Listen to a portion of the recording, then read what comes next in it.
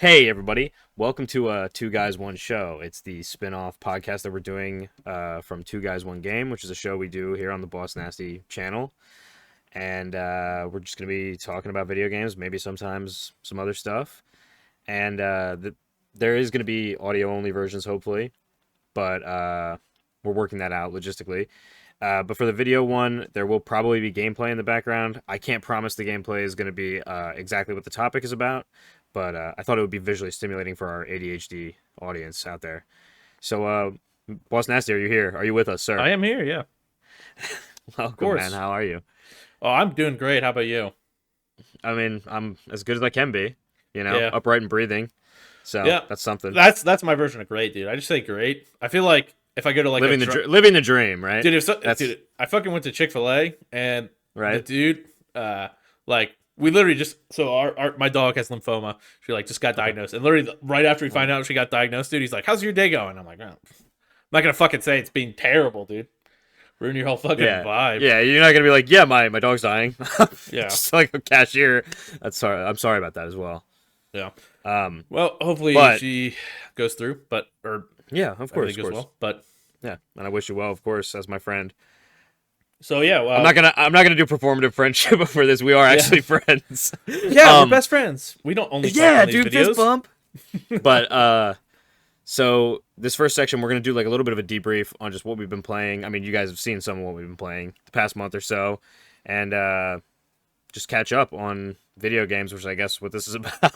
Yeah. So I guess, dude, what have you been playing outside of stuff we've been doing for the channel? Well, I've been playing a lot of RTSs, honestly, recently. Playing of course, I've been playing Dawn War for the channel, but I started playing Starship Troopers Terran Command because it was like 99 cents on G2A. Shout out to G2A, very cheap. It was okay. It was just mediocre.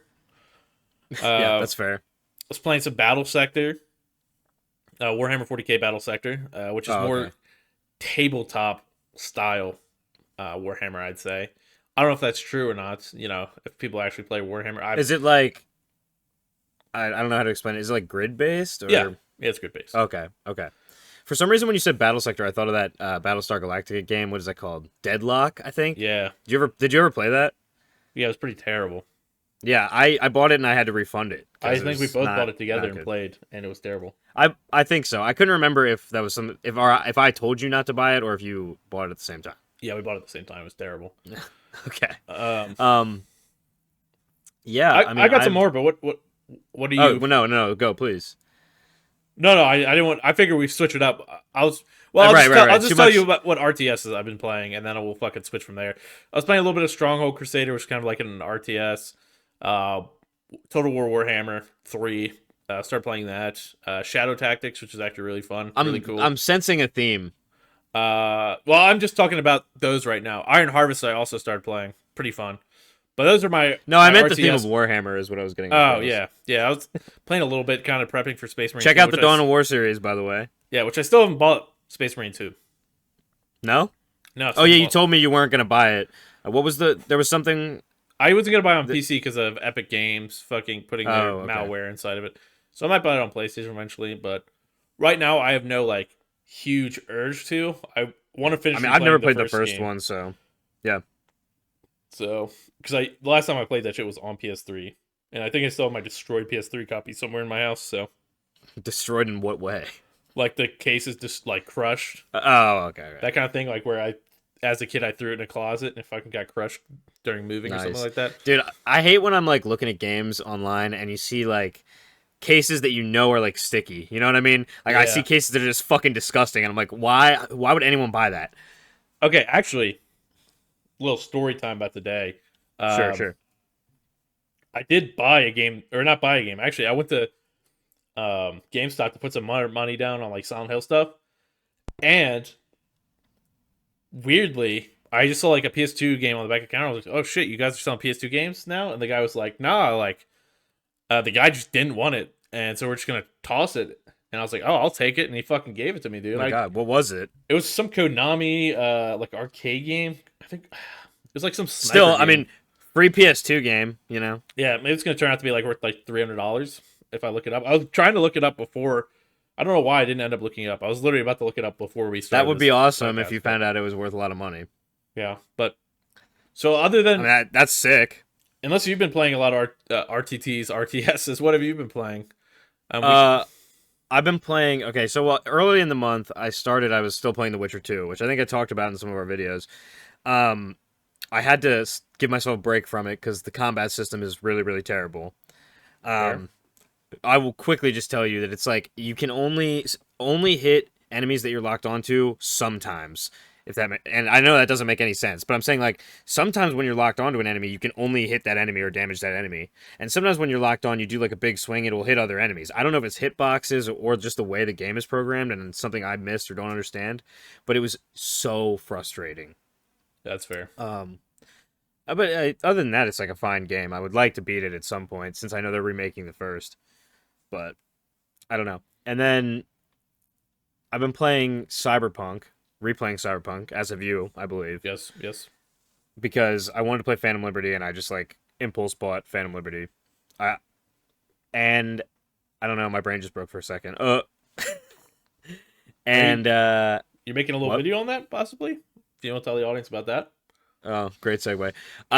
Yeah, so I'm making a Cyberpunk video because I wanted to play through Phantom Liberty and kind of just give like my final thoughts on Cyberpunk because I feel like everybody has done that, but I want to do something on my own channel and I have some things to say about it because I really enjoy it, and I'm glad it like came around. I'm glad people like finally saw its worth after its horrible launch, which I didn't really have as many problems with as a lot of people, but I think it was just like what hardware you were playing on. I think a lot of people played it on a former generation console and didn't experience it in the best way.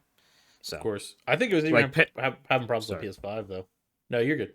Yeah, no, I think all the console ports in the beginning definitely were, but I'm saying like playing it now on PS5, it's okay. But I played it on PC initially, and my PC at the time was fairly good, and I just really didn't have that many issues. And actually, funny enough, in my most recent playthrough, which I will show this off in the video, I'm actually still getting a lot of glitches, but none of them are like game breaking. They're just hilarious. Yeah, you can. Show I think the game is I just sent you as well. clunky. Yeah. I think the game is just clunky, you know? It's just a weird, clunky game, but it doesn't take away from the fact that it's also good, if that makes sense. Yeah, I mean, if you look at any Bethesda game, like people say how good like Skyrim and stuff is, and that game is clunky too. That has like so many. Yeah, I mean, glitches I've actually been replaying a little bit of Skyrim this month as well, as I think I told you. yeah, I'm just kind of like trudging through it. I got a bunch of like free creation kit stuff when I bought it on PlayStation. And so I've been just kind of playing it with that. It's interesting. I mean, to have like some extra new stuff in it because I've beaten Skyrim like 4 times in my life since it's come out. sadly, there's no sex mod on there. No, I don't think there's a sex mod on the PlayStation version. Fucking sucks. I'm pissed. Yeah. What is that game? What is that game you were playing and streaming to me the other day? The weird like PS2 survival horror. Ghost Hunter? Yeah. Tell me about that. That was pretty. I'm actually thinking about put some playing that on for the screen. channel maybe because that game was pretty fun. I was very intrigued when you showed me. I thought it might be a good fucking like channel game. So it's kind of like weirdly comedy ghost game, like Ghostbusters kind of style, but also like just wacky. Yeah, I mean, when I was watching it, it definitely gave me like kind of Resident Evil vibes, but like with a way more wackier out there like concept. Yeah. And I don't know. It was super interesting to me. I think it might be a good channel game. I don't have a lot to say about it because I only saw you play so much of it. But what is like the premise of the game? Basically, there's like this ancient guy who's like a scientist or something. It doesn't explain a lot about him, but like basically they have like this ghost hunting people, and you're basically tasked because you accidentally like are investigating this murder. You accidentally go downstairs in this high school and fucking turn on the fucking power you think, but it actually just releases all the ghosts in a high school. Yeah, that's the most anime sentence I've ever fucking heard. Well, you go downstairs Japanese, in a high school, but then it has like the guy from what's the fucking show called where he plays the little rats, dude? Animaniacs. What?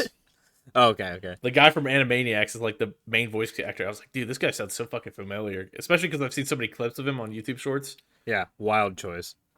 Very. I don't really get a lot of Animaniacs in my algorithm, but yeah, no, it's like mainly just like voice actors talking and like doing each other's characters. I've been getting like a lot of that recently, weirdly, but yeah, I mean, I I did go through a phase where I was getting like voice actor stuff. More recently, my shorts have just been like weird off the wall. I don't know. I think my algorithm is broken because I'm just getting like dead brain comedy at this point, like shit that just doesn't even make sense. That's fair. So, Like our shorts. Yeah, exactly. And that's the kind of audience that we're trying to cultivate. People who have absolutely no brain cells. How about on the multiplayer side? Have you been playing anything? I mean, I know we've been playing some stuff together. I mean, the only multiplayer stuff is the stuff I've been playing with you. So we played COD World War II for a good majority of the month. One of our favorite Call of Duties of all time. I might even say at this point it's like close to being my favorite. But I think it's just because we played so much of it. Yeah, I mean, it's hard to top like Black Ops 2, but I haven't played like Black Ops 2 in such a long time. Yeah, like if I played it now, would I feel that way? You know what I mean? Yeah. I don't know. So it's kind of hard to say that kind of way. And then, of course, that's like a whole conversation in and of itself. Yeah, and then we've been playing the epic Rainbow Six Siege. Yeah, Rainbow Six, a little bit of Fortnite here and there. I'm always playing War Thunder, kind of, so that's like a side thing for me. Yeah. A little bit of ESO. Was kind of not having a lot of fun. I've been also playing a little bit of Chivalry too. Yeah, I played Hell Let Loose for the first time this month. Come to think of it, and I was having a lot of fun with that. I mean, it's very much like Squad, kind of similar thing. But I much prefer the Squad personally, but I think it has some quality of life stuff, more Battlefield-y quality of life stuff that I think is better than Squad. And I mean, honestly, for some reason, I feel like the World War II setting works better in that kind of game. I don't know why. Yeah, like in Squads, sometimes it's just not as coherent, if that makes sense. Oh, you know what else we tried out this month was Hunt Showdown 1896. Oh my god. Tried out is a very strong term for that. We played one game. They ruined the UI somehow. It's fucking terrible now. I actually think that gave me a headache. Like, I had a fucking headache from looking at that UI. It was that, like, confusing to me. Or maybe just frustrating. I'm pretty sure I deleted it because of the UI. Did we even play a game? I don't even remember playing a game. We played one game, yeah. And it didn't go I genuinely very well. don't remember. It was on the new map. Didn't go very well. Yeah. I didn't get actually a thing I think we'll talk about later this episode, which we haven't even talked about the whole idea of this episode at all yet. No, I mean, we can tell them now if you'd like. Yeah, so today's episode is actually they read the title. They read the title. It's all going to be about multiplayer. The state of multiplayer today. Other stuff within multiplayer. Anything about multiplayer. So, if you guys are interested in that, stay tuned. And maybe we'll cut this part to the beginning. Just to, so they know at the beginning. But, yeah, stay tuned. But we're going to talk about a little bit of our current games we're playing. So, yeah. Well, would you like to transition to the main topic then? Yeah. So let's dive straight into our whole main topic then. Yeah, let's do it. And talk about the state of multiplayer, of course. It's not very good. Yeah. Sorry, not to open it on a downer. It's definitely not looking good right now. So my main thing I think we should talk about to begin with is just like what our favorite multiplayer experience of all time. Yeah. Just kind of keep the positivity. You viewers, not even just positive, but just give our viewers kind of an idea of where our mindset comes from when we play games. I know we talked about some of this in the beginning. We are talking about multiplayer experiences. Yeah. But it just kind of like shows where we are like mentally. I don't want to say mentally because it sounds insane. Yeah, just like where we are coming into this, like what kind of games are you're saying like where our opinions are being formed from, because it's good to know that about somebody's like opinion on something in general. Because of course, if a 12-year-old watches this video and his favorite game ever is Warzone, you know what I mean? Like he's gonna completely have a different opinion because he's never. That's actually just such an interesting topic. Or maybe we should just make that that's such an interesting topic. And if that's how you were thinking about it, that's super interesting. Just like how, because I wouldn't even have thought of that. Like how someone that young, like who has been into games that have been coming out now, just has no concept of like some of the stuff that we're like upset about, or not even upset about, but just like wish was better in multiplayer experiences. More casual, I guess. I don't know. Yeah. So why don't you start and let the audience know some of your favorites. I mean, I think we're gonna share some. So if I know we have some of the similar ones, I'll chime in. I'm probably just gonna have some more weirder ones, and you probably have some weirder ones too. Yeah, I mean, doing the doing the big blanket stuff first. We're definitely going to talk about Call of Duty, obviously. I mean, you already brought up Warzone. Of course. The thing about Call of Duty is, like, which are we talking about specific Call of Duties or not? Because Call of Duty as a whole, I'm going to be honest, I think has been a downward trend for me. But of course, specific Call of Duties have been very good, and I also think it's timing based. So what is your favorite then? My favorite? Like modern. Yeah, what are your favorite Call of Duties? I mean, my favorite Call of Duty is still probably Black Ops 2, and we were just talking about that. But yeah. Sorry, I keep bumping this fucking table. Hold on 1 second. Yeah, my favorite would probably be Black Ops 2, but we were just talking about how we've been playing World War II this month. And obviously I love that game too. And what I was kind of saying in that section, and I'll get into it a little more here, is that part of me is like, if I went back to Black Ops 2, would it like feel the same and feel as fun? Obviously, I'm not even talking about player count, because we're not even in that realm anymore, Yeah, player count. But like World War II just like feels better as a game. I think more of the things that I'm frustrated about in multiplayer experiences are the amenities of older multiplayer stuff, and like obviously the less live serviciness of it, and how much easier it just made everything. Like I don't want to play some of these live service games just because like I feel like I'm constantly, and I'm no stranger to spending money on these games, as you know. Of course. But like yeah, I feel like it's like I'm being constantly advertised to by the video game, and it like detracts from me wanting to play the game. I think Fortnite is almost one of the worst examples of that. But then they like dangle quest rewards in front of you for the digital currency, and then it's like, well, then there's something to do, right? I mean, that's part of the reason we even play Fortnite anymore. It's just like, oh, if there's something we can quest for, right? Yeah, of course. And I think the problem with that too is like, I was saying, I know you've had the same issue as me. Dude, sometimes I see skins I wish I had, and I get like killed by them, and it just fucking ruins my day. I don't want to say it ruins my day. It doesn't actually ruin my day. No, but it sucks because like, damn, I want that. But the whole thing is like, that is part of what is like the toxicity, I don't know, of the whole situation, is that it's making me like envious of other players, which makes me want to play the game less, actually, at least in my opinion. And like, yeah, I know it's never going to get back to one team is army guys and one team is terrorists, right?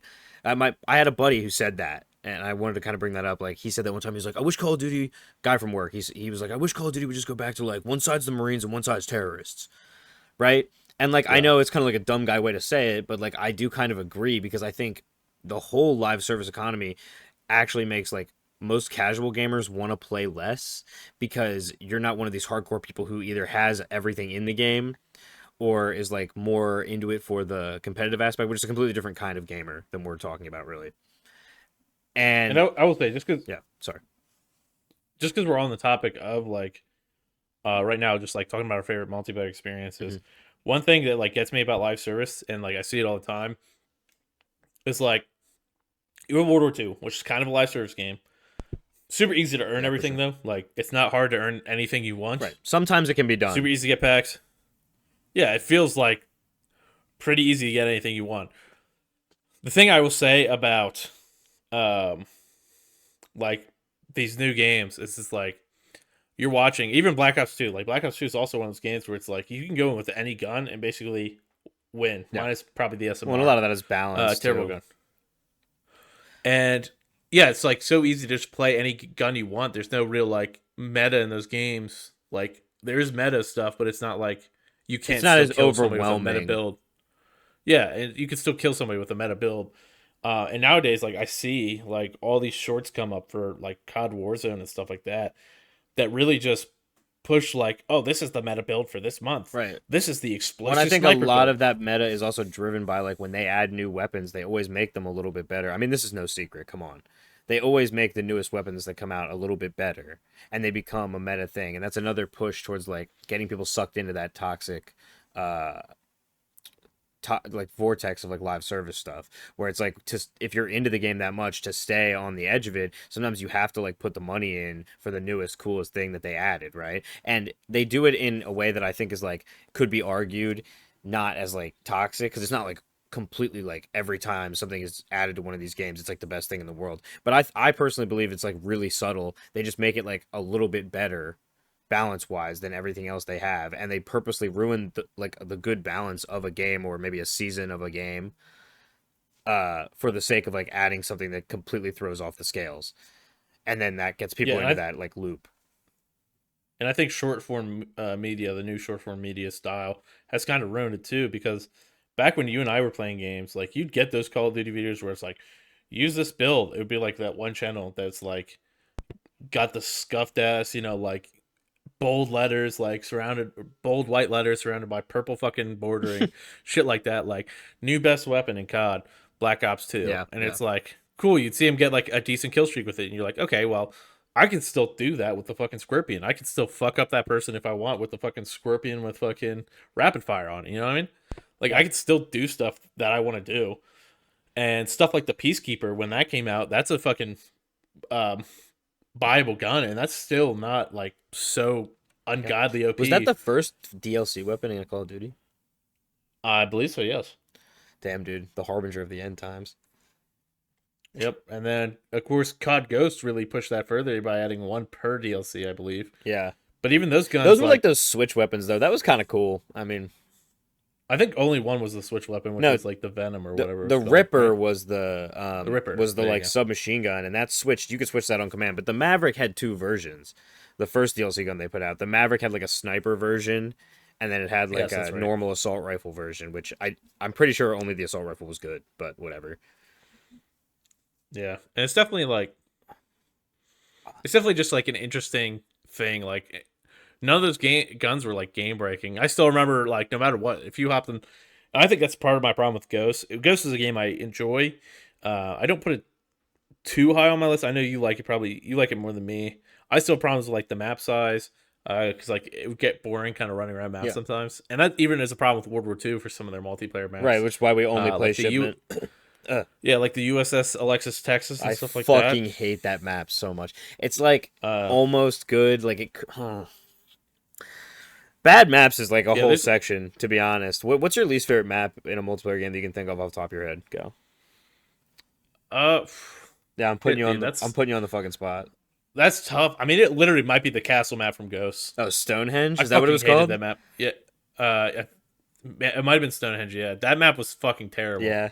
I felt like you run around and then just get either sniped or killed by a honey badger in like 2 seconds, and it's like, oh, now I need to run another fucking. It's the weirdest map because it's only a little bit bigger than normal Call of Duty maps, I feel like, but it's just like very, very weirdly spaced out, weird elevation changes that don't really make sense. And I think it's just too big for Call of Duty, like just at that weird line. I think a lot of Ghosts maps had that problem. I think that's one of people's biggest complaints with Ghosts, other than the time to kill, is that the maps in Ghosts were just like a little bit too big. Yeah, like for no reason. Like, and it's not even like there was big maps and stuff like Black Ops 2 too, like that fucking highway map. You know what I'm talking about? Yeah, yeah. That map's like I think too big in my opinion. So I didn't. Do really you like think that the maps? Do you think that the maps being too big in Ghosts is kind of what pushed them to do like advanced movement, because they could like keep maps being like a little bit bigger but make the game faster? I don't know. I just kind of had that thought. I don't know, because I feel like Black Ops 2 didn't have as big of maps. No, I think Black Ops 2 has like some of Black Ops 3 didn't have as big of maps. Well, yeah, but Black Ops 3 was the second advanced movement COD. I think Advanced Warfare's maps are pretty big. Yeah, I never played Advanced Warfare. And I wonder how much the studios also like are in communication with each other, because obviously they develop their own games, but there has to be some kind of crossover, at least technology-wise, with what they use. I mean, we know it with the engine, but I mean, even more than that, with like smaller things, there has to be a lot of crossover just to get these games done in a year or two. Yeah, I'm actually really interested, like inside baseball, what the crossover between the companies is, like how much Sledgehammer, Infinity Ward, and Treyarch help each other. Yeah, it's definitely weird, especially now, because I think Treyarch worked on Modern Warfare 2 Zombies. Yeah. As well. Do you remember the old Infinity Ward logo? And am I just remembering it wrong? Isn't it like exactly the same as the Treyarch logo?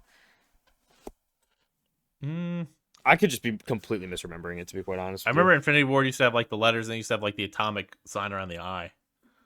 Oh yeah, okay, yeah, maybe I'm just remembering it wrong. I can't remember what Treyarch looks like. Honestly, I think we've talked about this before because we like World War II a lot. I think it's a tragedy that Sledgehammer doesn't really get to run Call of Duties anymore. Yeah, but Vanguard is like exuberantly hated, and Modern Warfare 3. Well, that's why I want to try Vanguard out, because neither of us have played Vanguard, and I played Vanguard in the beta. Oh, okay.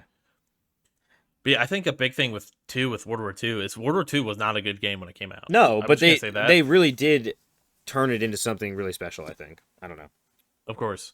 And I think that's like the problem now is like people say, and I still don't think some of those games are good, but like the big thing now is like finding a game that was like bad when it came out and like turning good.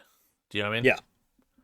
Like that's such a big thing. Honestly, I have like the conspiracy theory that sometimes a studio releases a game that's like kind of broken a little bit so that they can get those articles written about them like a year later, where it's like to revitalize the game a year after it comes out, and it's a dangerous game to play, but I wouldn't be surprised if there's studios who do it on purpose, because I mean, I think the big example, and I don't think they did this, but like you look at something like No Man's Sky comes out, people are all pissed about it, and then every year since that game has come out, I've seen some kind of big article about their updates like, now this game is so amazing, and honestly I've played it, it's not that different. Like, there's more stuff, but it's not that different. They didn't change the gameplay loop around. They just added more stuff that should have been in the game from the beginning.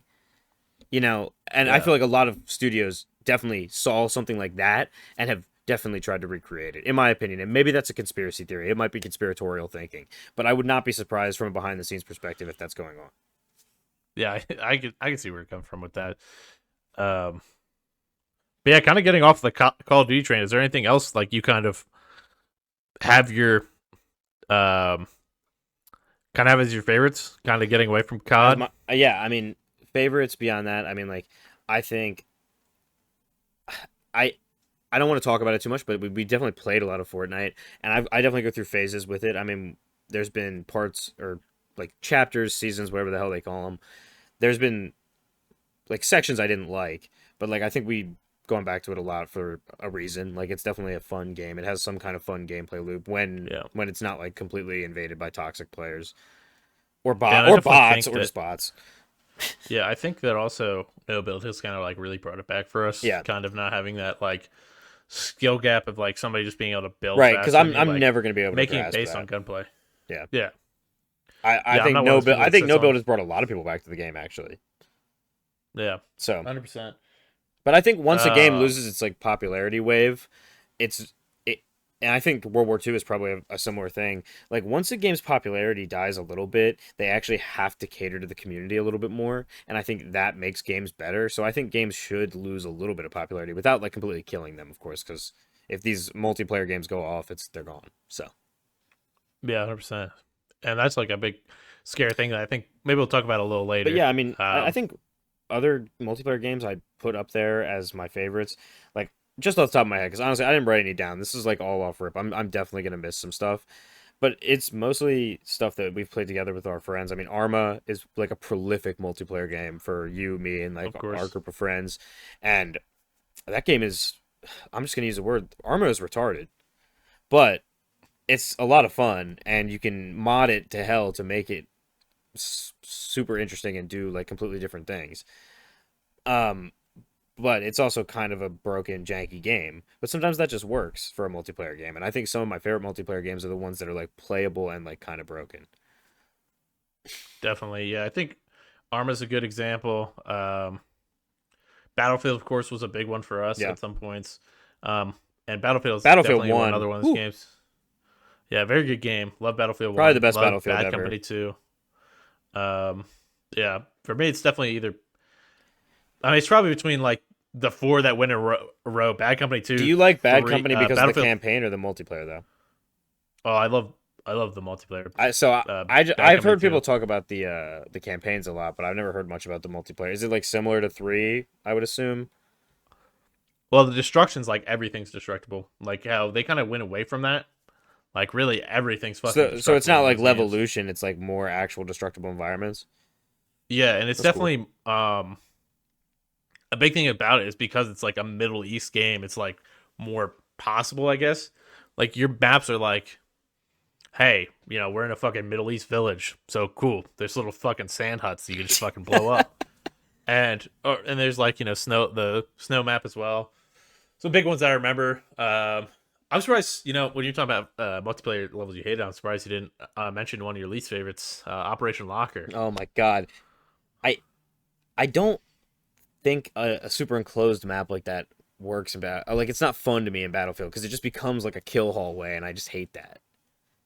So the only reason I don't mind it is just because I love leveling. I mean, up you on can that map. farm XP like crazy, sure, Yeah, but I don't think it's like but yeah, it's fun. too much chaos. Like chaos, I think, because Battlefield's kind of built on chaos too. Yeah. So I think like the way at least with the old Battlefields, like it works when it's big chaos. Like, Yeah. oh shit, there we got a fucking plane flying around and someone's fucking sniping it down. Well, with a luckily in sniper Battlefield rifle. 4, you only ever got to play one map, and that was Siege of Shanghai. And the most chaotic thing that could happen is like crashing the building down, which is cool the first 2 times it happens, and like never again. Yeah, because it's like the best part of the map is that tower. Yeah, if the tower goes also, down, the map is instantly less fun to play on. Yeah, and I think that also kind of like, I would say Battlefield 4, like the more I played it, the less I liked it personally. So I think I feel that way about a lot of games. Talking about, like Battlefield 3, I still prefer over Battlefield 4. Bad Company 2 and Battlefield 1, I'll prefer over. Those are probably my 3 favorite Battlefields. Yeah. And especially because I didn't get as much time with 2142. Yeah, well, I didn't get as much time with that. That's cool. 2042. Or are you talking about 2142, which is 2142, which is the space one, right? Or not space, like the futuristic one. Yeah, the mech one. That game's really that cool. game seems sick, but I never got to play it, so I did download it on like a legal way of downloading it, of course. Of course, always. And played a little bit of it. It was really fun. Wink. It's just a little dated now, of course. Yeah. I wish they would go back to that kind of style. I think that's really unique. Well, I feel like if they went back to that kind of style now, they'd fuck it up.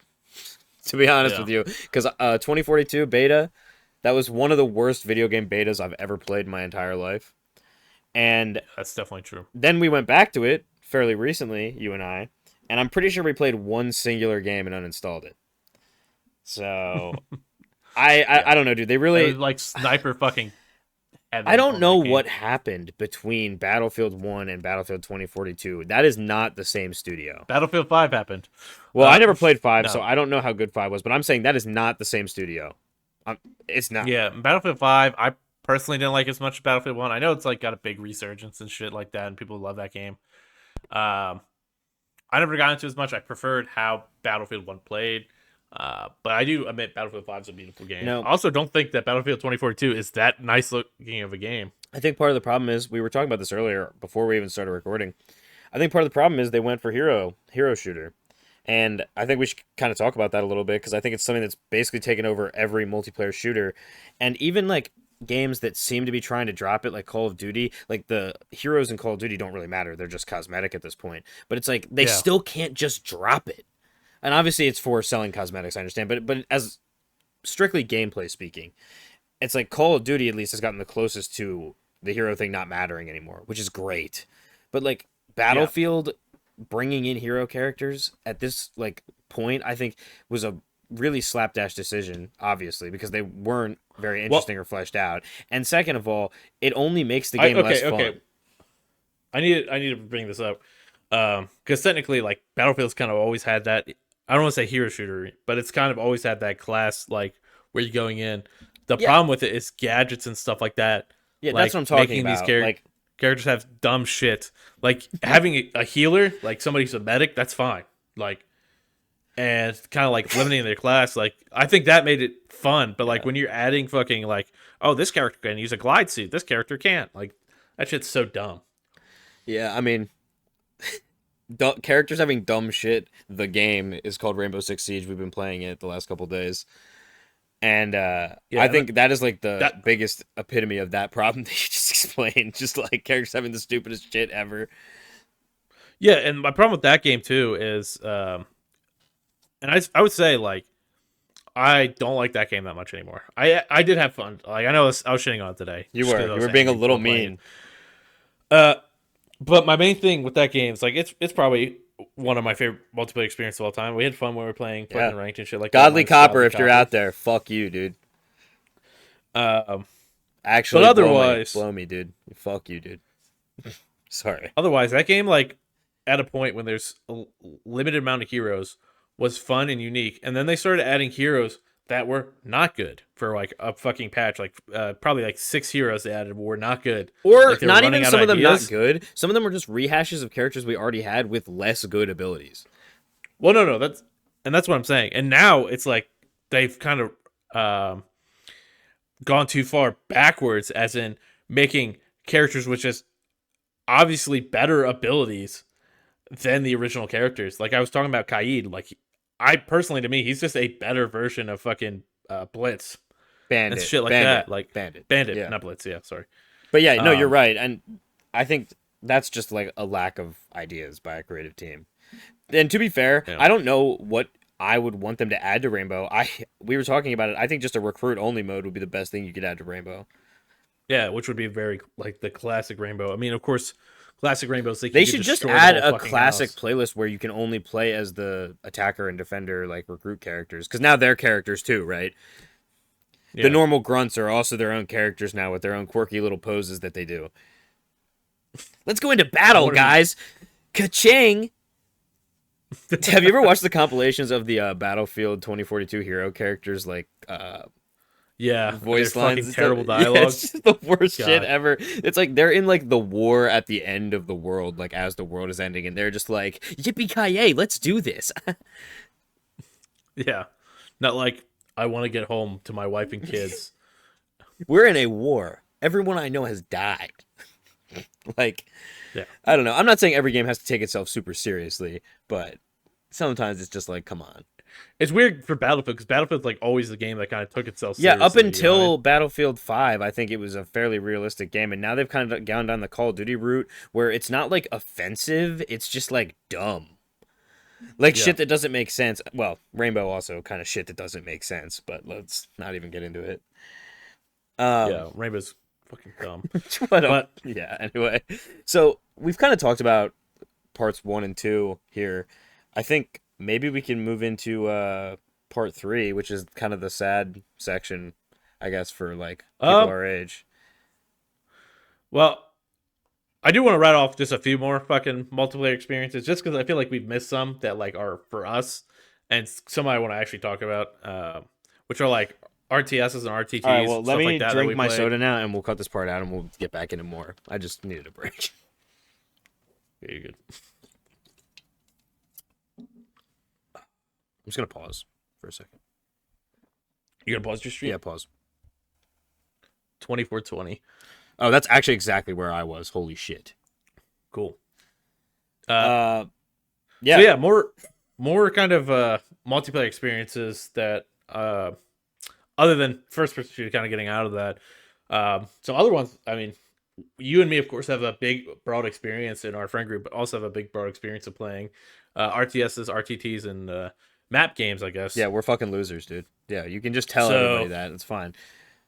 well, I'm already playing an RTS on the channel, so it doesn't matter. So, like for us, I mean, our big ones have been the I can't remember the company that makes them, but like the Men of War series. Yeah, mostly Men of War Assault Squad 2. We've tried other ones. Call to Yeah. Arms is We like played the a closest. played a decent amount of Call to Arms. We haven't played the World War II ones together. I played the World War II ones by myself. They're pretty good. We played Men of War Assault Squad. No, I'm saying we haven't played the World War II Call to Arms games. Oh yeah. They did add on the So Ostfront stuff. Yeah, you're right. yeah, and they have like new stuff, which is like Western Front stuff like Oh, that. I didn't even But know that. um, But yeah, other than those that, and though, then War Game. Hoi 4, Paradox Games. Yeah, Hoi 4. Oh yeah, War Game, Red Dragon. You're talking about what company is that? I always forget. Eugen Systems. Yeah. Company that I have to have a fucking login for, but other than that, it's fun. And Um, yeah, I mean Hoi 4, oh Paradox games in general, because I feel like we have played most of them with yeah, other people and together. those have been a lot of fun. Kind of more like brainless or mindless fun. Yeah, well, because you can just sit there. Like I could play one of those now and have this conversation with you. Yeah, of course. And they might be boring to Uh, some people, but like I think it is fun. And when you get into combat, it's actually kind of engaging. So Yeah, and I think a big one for you and me specifically is Empire at War. One of the best Star Wars games of all time, that is in so my opinion. true. One of the probably the best, um, one of the best space battles games of all time. Yeah, I think part of that is just having the cinematic camera. But yeah, it is one of the best space battle games. I would say it's probably like up there with like Sins of a Solar Empire for me, as far as like 4X kind of strategy games in general. Yeah, I've never really played. Like I've played like a very minor amount, so I don't really know. You The would have a gameplay lot or of anything fun like with that. Sins. We should try that sometime. But I definitely like a lot better than like what is it? Yeah. Fucking Dread Fleet Armada or whatever the fuck it's called. Dread. What? The fucking Warhammer one. Oh, I don't even know. Gothic Armada. Oh, I've never Dread played Fleet Armada. I've never played those. Very much similar to the fucking game I was shitting on earlier. The Battlestar Galactica game? Yeah, Battlestar Galactica games. All right, I almost had a brain fart there for a second. Yeah, I mean, we're both Minecraft generation too. I mean, played a lot of Minecraft. A lot of Minecraft. We're also PS3 generation, so played a lot of those games. So, like, I love the Uncharted multiplayer. Those super fun games. The original Last of Us multiplayer. Yes, that's one of my favorite multiplayer experiences. I don't know. It was such a weird little like little multiplayer. I don't know how to fucking say it, but like just the fact that you were like gathering crafting items in the level and stuff, but it also felt fast paced is very interesting. Yeah. I really wish they would have done the whole Last of Us like faction or clans game or whatever the fuck they were gonna call it, but they canceled it. They canceled it in favor of making something like Concord and like live service shit, which is like whatever. I mean, it would have been a live service too. It would have been a live service too. Yeah, sorry, I misspoke. Of course, PlayStation would never make anything that doesn't make money. And in reality, though, they could have like done stuff easily with that. They could have thrown in like, they could have thrown in subtle hints to fucking stuff like Crash Bandicoot. You could add a fucking character with a Crash Bandicoot shirt on. You could add a fucking Jack and Dexter character, basically. And then you could also had like fucking just thrown in Nathan Drake and characters from Uncharted and stuff like that. Yeah. You didn't really have to like Uncharted. Like that's my favorite thing about Uncharted multiplayer. Like, is they don't give a fuck. They'll add in like old characters that you've fought in the previous games, and it's like, oh, this is this main villain and this shit, and they're just in the game to play. That's cool. And I've heard that Uncharted 3 had really good multiplayer, and wasn't the multiplayer for that free? Like I can't remember. I thought it was just included with the game, but I might be wrong. And then fucking Uncharted 4 also has really fun multiplayer as well. And maybe eventually we'll have to do that as a 2 guys 1 game, or maybe play all of them. Well, I don't know about that. I don't know about that. Let's not get crazy. I mean, I feel like you would enjoy the story of them. I would enjoy the story. When I played the first one, dude, I couldn't keep up. I just don't think I would play it. I would play it because they're like my favorite games of all time. Or actually, I think I played the second one. The control scheme doesn't like pisses me off. That's really it. That's fair. I hope. I guess I have a hope like that PlayStation I'm used to it. To kind of tie into our Astrobot series. I have a hope, and I think I said this in one of the videos, that PlayStation will do more with their like IPs and crossing them over like Nintendo does after Astrobot. Like I would love to see a PlayStation All Stars again, like in the modern kind of era. Yeah, I think that'd be super unique. I think PlayStation also just has more characters now, so it would, and even not just their own characters. There's a lot of characters who are exclusive to PlayStation who are not theirs either. Yeah. So. And even with like Astrobot, they're throwing in characters that aren't just like exclusively PlayStation. Well, yeah, and I think I was saying in like the video, but they have like close relationships with a lot of these other Japanese companies who don't work with Nintendo as much, or if they do work with Nintendo, I don't know where I was going with that, but like some of these companies that have more mature games, I think get to PlayStation, and I think they could like use those characters for crossover stuff too. I would find it interesting to see what PlayStation would do in like a Nintendo kind of environment. Yeah, and I think Astrobot is the first step to that. And a lot of JRPGs are also that way. Like Square Enix is super close to them. Of course, I mean Atlas isn't really close to them anymore. It used to kind of be the go-to. Atlas was kind of PlayStation's games. Persona 3 Portable on the PlayStation Portable. Yeah, Persona 4 Golden was originally for the Vita. Persona 2. I mean, we're kind of getting out of the multiplayer site, but you know what I'm saying. Yeah, we're getting into a conversation about PlayStation that we can have another day. But Atlas has now gone to Xbox, so it's kind of weird. No, that is weird. But Xbox courting like JRPG companies is very strange. Yeah, I mean they're the ones who stole away the main creator of Final Fantasy. Really? So, yeah, because that's where Blue Dragon and oh yeah, I remember I was always super interested in that game, but I've never played it. Yeah, have you played it? I played a little bit of it. It's kind of a weird feeling. I think Lost Odyssey is a better game, but Blue Dragon definitely feels like weird. It's definitely more kiddish because it's like Toriyama too. Yeah, right, Toriyama. Yeah, it is Toriyama, I believe. Yeah, sorry. That's probably why I'm making sure I'm saying the right one for. That's probably why I was interested in it initially. But can you think of anything else that we're? I mean, for missing. me, like some like Warhawk 2, that was a super unique one. Yeah. I don't think you ever played Warhawk. Super No, unique. I didn't.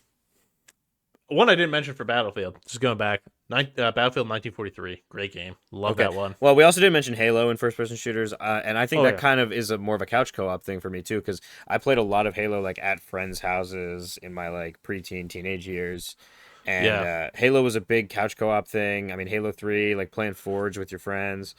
yeah. Halo Reach Forge was huge for me. Halo Reach Couch co-op. Infected was also a lot of fun because I think the Infected was always Yeah, like an elite. So yeah. And then of course, can't fucking talk about couch co-op without talking about the old CODs playing zombies and shit with your yeah, friends at home. Modern Warfare Um, 3 Survival. Come on, dude. yeah, of course. And now we've kind of seen the death of couch co-op. Yeah, Um, nice set, dude. Your segues might be getting a little better. That was good. um, That was good. like, yeah, I mean, just honestly, it's like sad to see like some of these new games are cutting out couch Yeah, I co-op. mean, Dragon Ball Sparking Zero is a great fucking example. I was saying the other day to you, and you might remember this, that game looks awesome, like character roster wise, like visually.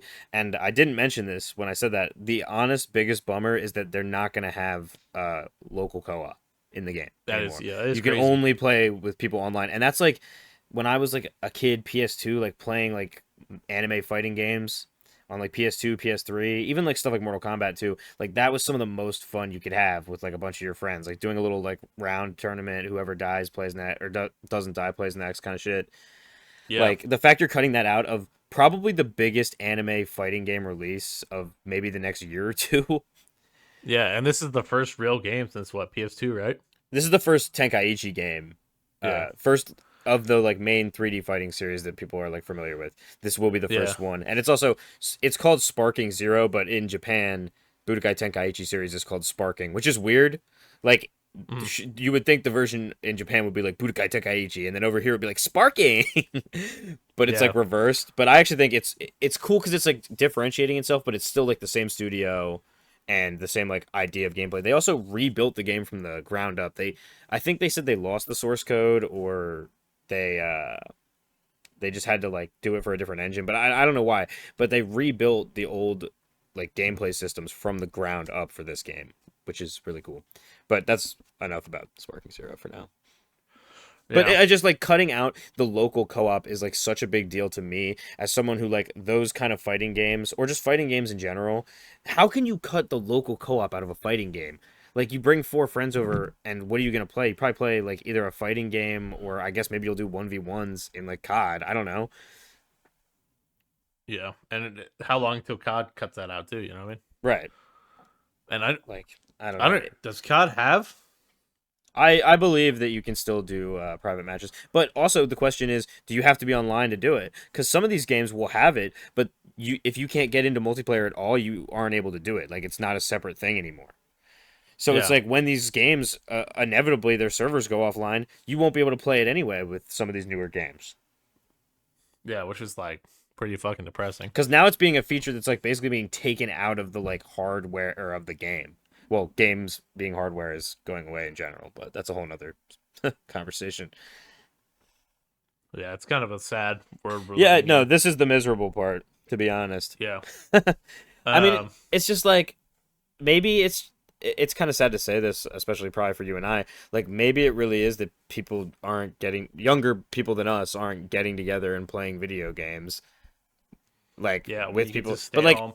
you and I, we also live far away from each other. So like if you come and hang out, I'll probably get to see you for like a couple hours one day. Like we're probably gonna hang out and drink some beers and play video games or like watch a movie.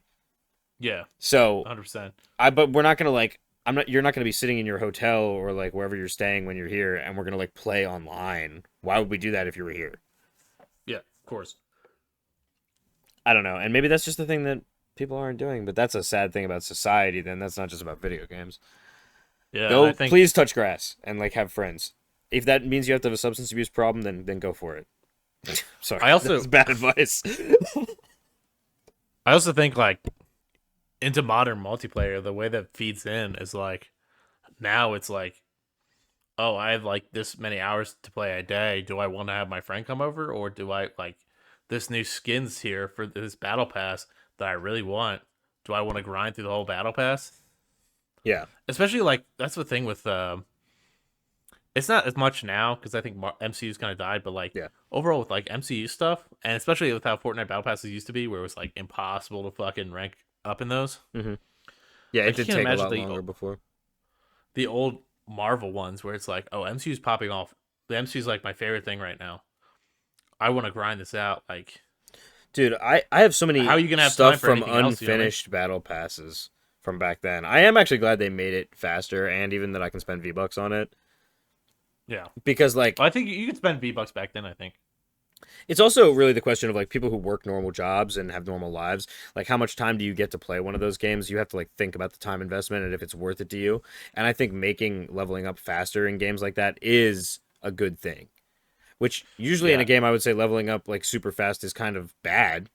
Like in like a single player game, I would say yeah. But in something like that and with the money investment as well in something like that, I think leveling up fast is a good thing. Honestly, I mean, I should level up super fast if I'm paying money to play your fucking battle pass, but you know, they've got to make I something. I think it's also interesting, kind of the argument now that's like a huge thing against anti pay to win, Hmm. or not pay to win, but like pay to play and stuff like that. Like people getting mad. Like a big thing in War Thunder too, because that's a game I play a lot, Yeah. multiplayer wise, and that game's like probably one of the worst about really taking your time. It really fucking takes hours to get to top tier in Yeah, that game. you and our for other friends who play it have told me that it's quite the grind. But I guess But yeah, if it's like built into like being a part of the game like that, like it's really almost a mechanic that it's a grind, then maybe it's a yeah, different thing, but it's still got to be fucking annoying. it's kind of weird because it's fucking uh it's weird because it's a free to play game, so like of course things are gonna take a while. It's not like so egregious. Like you still can play like unlimited. You can play Yeah. as many games as you want. It's not one of those fucking mobile games. It's like Clash of Clans where it's like, oh, I can't play until I Yeah, I mean fucking upgrade this Fortnite is fucking like that too. It's free. Technically, you don't have to buy anything. yeah. And the main thing is like, hey, we have this thing that you can give you for free. It's gonna take time, or you can pay to get there. And I know like the big thing now is like with how expensive just the world is getting overall, getting to more fucking depressing shit. Hmm. Like, can you really blame somebody for wanting like, hey, I want to play this game and I want to do this specific thing? Like, is it really? Can you say what somebody can do with their money and like get mad at them for that? Like, even if they're bad at the game, maybe they just want to come home for an hour and fucking Yeah, hop on and yeah, play a fucking and it, F14 or something like that, and fucking War Thunder, or like hop in and play with like, oh, I want the fucking best team so I can be competitive on fucking Madden when I hop on, yeah, like that kind of thing. yeah. I mean, I think it's honestly like just a it's corporate lack of empathy, and not to get into anything like too like more serious, but it's just like something like video games, which is an entertainment industry. I think it's more frustrating, and it's definitely white people first world problems, of course, whatever. But like, I think it's more frustrating with video games and other like entertainment forms the way they try and squeeze money out of you because it's like you're not really like providing anything that people absolutely 100% need or couldn't find from somebody else because of how big and like widespread entertainment has become. I mean, the fact that you and I can upload a fucking YouTube video has already made entertainment a completely different thing. And it's just like Of lack course. of empathy from these game companies where it's like, yeah, some people get like 2 hours to play your game and you're basically like blocking content away from them if they A can't afford to like skip to get it and B can't afford to like put the time investment to grind it. And you would think in a realm like gaming, it shouldn't be like that, that they should be trying to help people out. And I know it sounds like ranty and rambly, but like it has been getting frustrating for a lot of these multiplayer games. And I think it's why I play a lot less multiplayer games now than I used to. Because it's also like feels like almost being pushed on you, the monetary aspects of it. Even a free game like Fortnite, which I enjoy playing. Of course. I also think it kind of has bled its way into fucking single player games too at some points where like we're having the thing where it's like Dragon's Dogma 2, for example, like I don't think there's any difficulty sliders for that. When it's like, hey, you run out of fucking these teleport crystals, now you have to pay for them, kind of thing. And it's kind of dumb. It's Wait, kind you of have a to thing you see pay to from fast travel? like yeah, that you can pay to like fast travel more and stuff like that. So like, let's say you're fast traveling a lot, trying to explore the game. Like imagine just coming home for a few hours, be like, oh shit, I don't have fucking, teleport crystals, but I want to In get here. But I only have an hour to play. You know what I mean? I don't So have do you want to? teleport crystals in my video game. Yeah. So like, imagine that shit. Like, That's so you're coming home, depressing. and like you get home and you're like, okay, well, I can either spend my hour, fucking The cyberpunk hour I have a future day is to the play. most realistic future. Yeah, it's crazy, but you might be right there. But of course, we're talking more about multiplayer, and also I No, but think I'm saying just one like thing that, the like monetization of like literally everything. Like, and I don't think it helps the average gamer that like now, let's say you hop on for an hour, and now the way the game works now is like, oh, I'm hopping in a game, I play good, I have 4 games I play an hour. I played really good on this one. Next game you play, skill-based matchmaking eats up your shit. Like, there's no casual gaming anymore.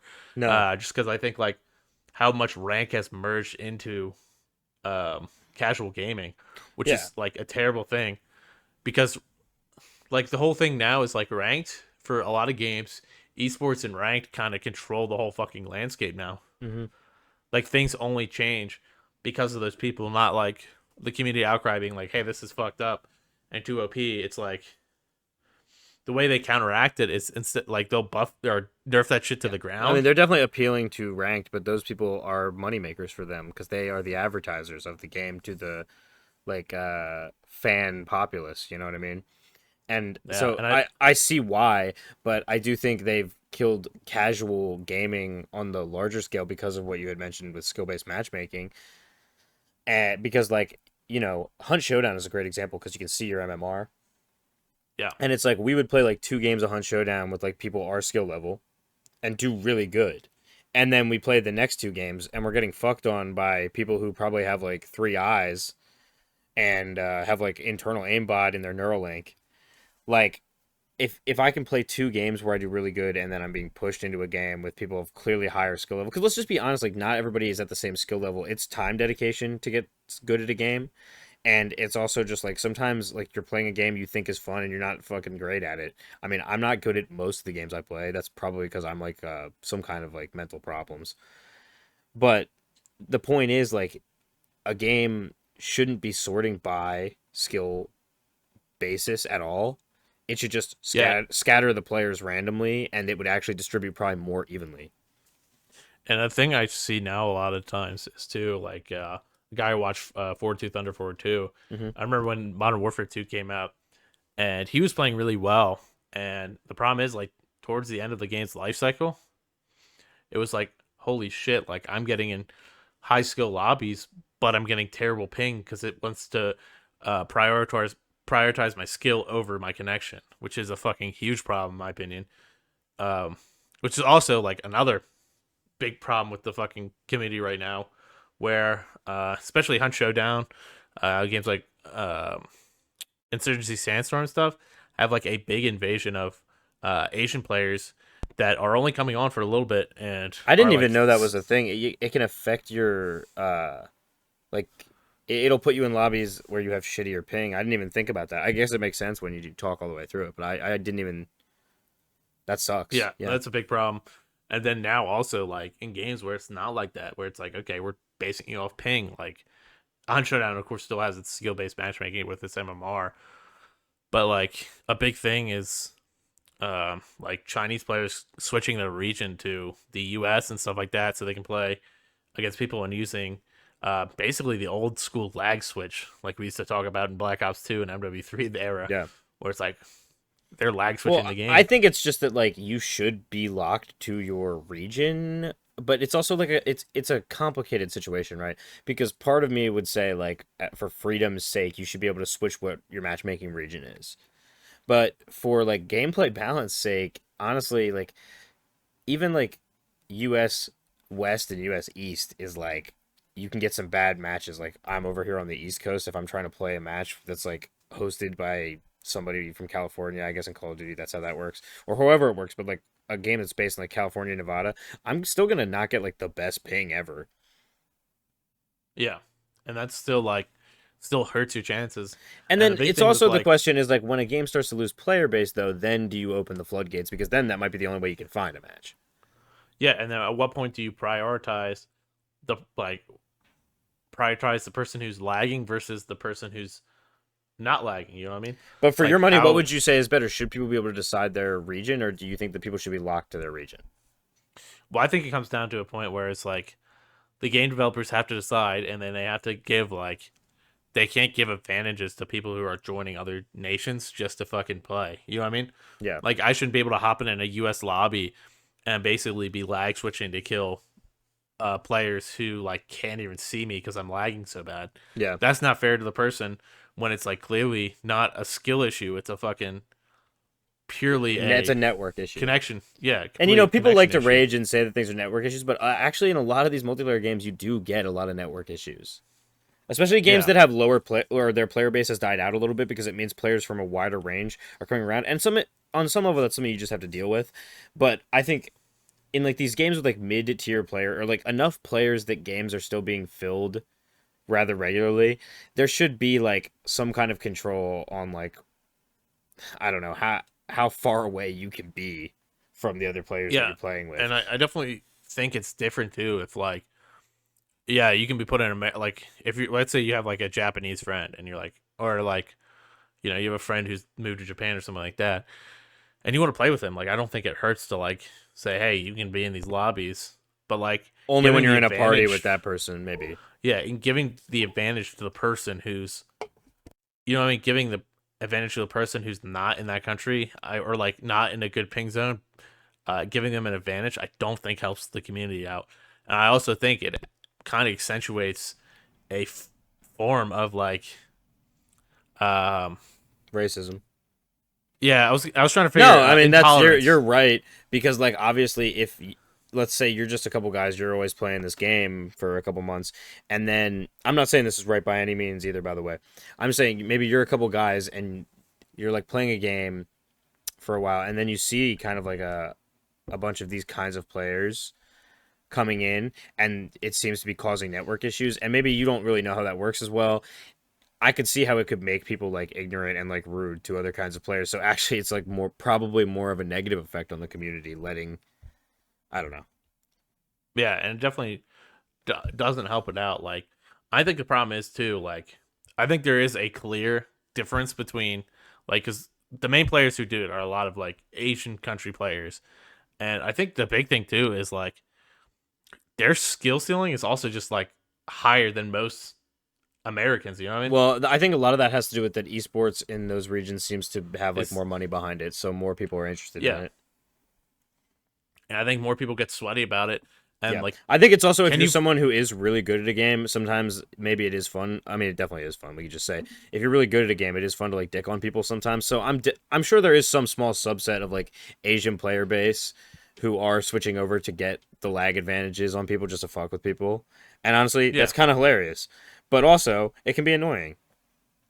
But yeah, anyway, it's yeah, I mean, I don't think that's like the biggest issue in the world. We kind of just thought it would be something funny to talk about. yeah. But now I think kind of want to talk about the kind of going back to old school gaming and like how the new way of games works is like how multiplayer games have kind of like split off more from like having a single player aspect to them. Yeah, which is a Where like back tragic in the thing, but PS3 days, you know, you had all Call of Duties had like great campaigns, stuff like mhm. that. Um, you know, Uncharted had good multiplayer and a great campaign. Mhm. Um, Last of Us, like you had all these games that were like it was a lot more merged, and you had a lot of games that died out a lot because they were online only. Like if you guys remember Mag, which was like cool, I see. I kind never of played this massive game, but you shooter. do talk about it sometimes. Yeah, it was like a 200 player game, like on That PS3, I mean, 200 that's kind of players. insane. And then you had like one general who would lead each side and kind of like structure out the battlefield. It was kind of like more of a arcadey version of something like Hell Let Loose or something like that, where you have Or like like a general Squad. leading. Yeah, Is there a of general in course. Hell Let Loose? Yeah, Like, but does he get like the kind of squad thing where you get like the map overview and stuff? I don't know. no. So this one got specifically the map overview. The commander's still in the game in Hell Let Loose, but he can call in like airstrikes and stuff like that. And then even games like PlanetSide 2, which is like to me one of the most like if that game came out to get today, I think that game would be huge. You know what I mean? Yeah. It's something like Well, you've never seen before. it could be monetized better too, because I feel like a lot of companies Yeah, weren't really on that like live service monetization yeah, and you still got games train. like, Then, sorry if you heard clicking. I had to change the Spotify because some stupid ass shit came on. but yeah, a lot of games just didn't survive single. Like CS:GO console was terrible, dude. I A never lot of played stuff that. was I'm sure like, that was fucking garbage. but yeah, it was mainly non PC. Like PC games could survive multiplayer only. Like of course Well, WoW and PC everything like went that. digital way before. Yeah, I mean, consoles technically haven't yet. PS5 Pro, but but yeah. I mean, I think part of it too is that I'm playing devil's advocate a little bit here and just saying like it is also like bigger budget games take longer to make now than they ever have before. of course, And so I think sometimes to get a game out, a company is going to have to decide whether they want to cut certain parts. Like I was talking about Cyberpunk earlier, and this is the opposite thing, but it's like Cyberpunk was supposed to have multiplayer, and like there, I don't know the exact Cyberpunk situation about what happened behind the scenes, but they definitely cut that multiplayer to make sure they could get the game out. Which, yeah, and the game still came out rough. yeah, I think it goes on big gaming companies that like it goes on them for making everything be like, oh, we have to make it in this time. And you even see it now with like Disney. It's like, I think it's always been a thing in the movie industry more than fucking like a lot of movies don't get shoved out. Of course, there's a lot of stinkers, yeah, like some really bad movies, but like a lot of movies don't just get pushed out anymore. Like you see something like Blade right now, it's getting in fucking production hell yeah. and stuff like that. And you know, a lot of games used to be like that, but now it seems like there's not a lot of production hells as much. Uh, In games, you mean? and they There's just not a like lot of fucking push production it hell. out incomplete, Yeah, because they know that which they can sucks. iterate on it. They can say, "Oh, well, it's just early access." Yeah, And that's kind of another conversation too. But I do think the whole early access thing, there needs to be like genuine laws about how all that gets handled, because you can't just put out an incomplete product and not get any shit for it. I honestly do think that's bullshit. yeah. The only way that works is if you're Steam. I think that's literally the only way it works because Steam has like the only console with a good or only or like Platform. Yeah. yeah most PC. I don't know about like Epic Games and stuff, but I just know with Steam has the best refund policy. Like 2 weeks, Yeah. Well, Well, a 2 hours. refund policy should also be required. The fact you can't refund on PlayStation is insane. Yeah, and it's not easy to refund on Xbox either. You can Yeah, do I it, don't think and I've you ever can do it tried on it on PlayStation. Xbox. I did it once on PlayStation because I actually purchased a version of Mortal Kombat I literally couldn't play. Wait, what? Don't know how. Yeah, it, like didn't work on my PlayStation. In So I what was like, way didn't hey, it work? Did it just crash or just like or I can't remember how it worked. Something was wrong with it, or like I got like the wrong okay? version, so like it But didn't. how did you Like, get your or I PlayStation refund? You might actually be giving valuable information to me in the audience. so I lied to PlayStation. Hopefully, they don't watch this video and I get banned forever. But um, I just fucking lied to them because they're like, yeah, we don't give out refunds, and I was like, wow, my fucking baby cousin fucking accidentally purchased this version when this isn't the right version. Yeah, that's what happened. It was versions. And they're like, okay, this is the only refund you'll ever get on your account. That's literally what they told me. What the fuck? They said, this is the only refund you will ever get on your Yeah, account. I mean, And I was like, what the fuck? fucking And now, I mean, at least Concord, like they refunded Concord. yeah. But that was such a big scandal. I mean, I think it should be legally required that these gaming online marketplaces for gaming need to have a refund policy. 100 million%. They need to have some kind of ability to easily attain a refund, because it's honestly super anti-consumer. Like some things you can play like a really good devil's advocate for, and I'm talking kind of broadly, not even just video games. Like you can play devil's advocate for like some tactics and policies that like companies do, but something like that is so blatantly anti-consumer is like, come on.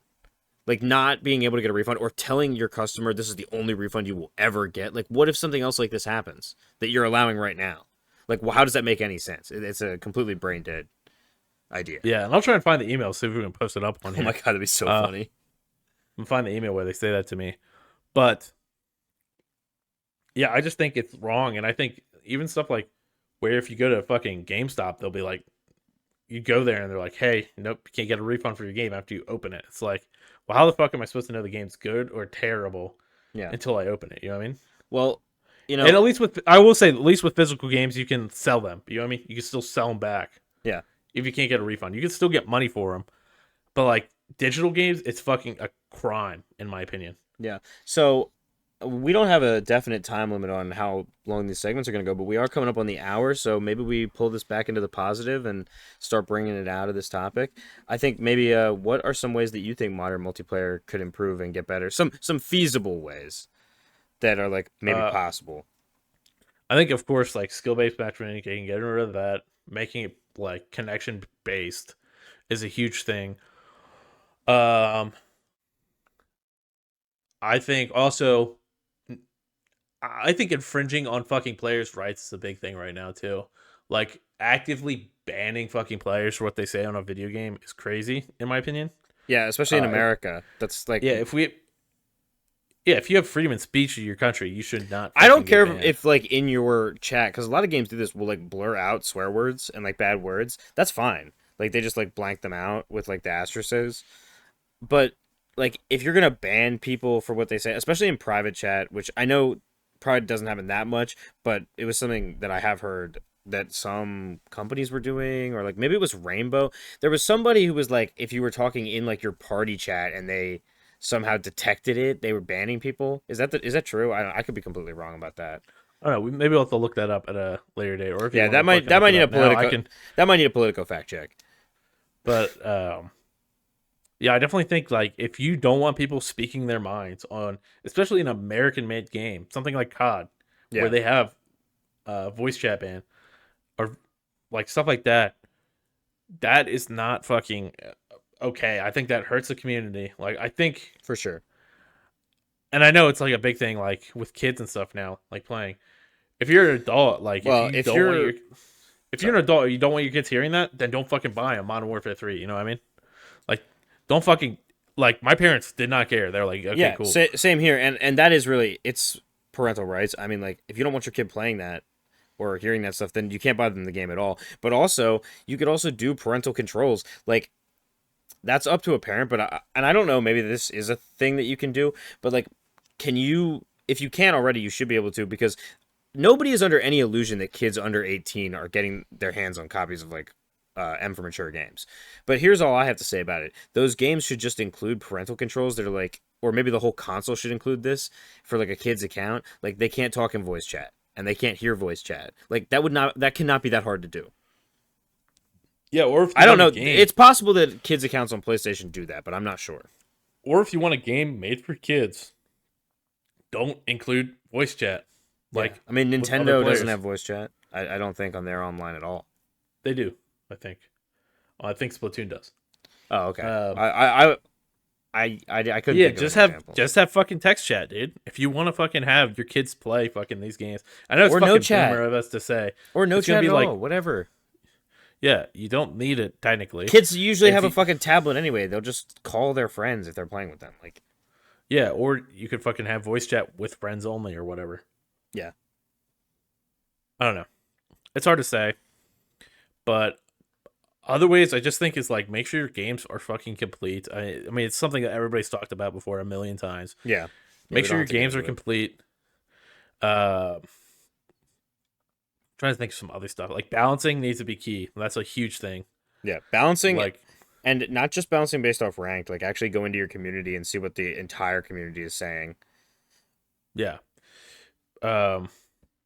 Another big, like, and even like balancing, like, I also think either balancing or make it like the thing, like Modern Warfare 2, fun game, not balanced at all. Let's be honest. No, but I also think DLC weapons have to go too.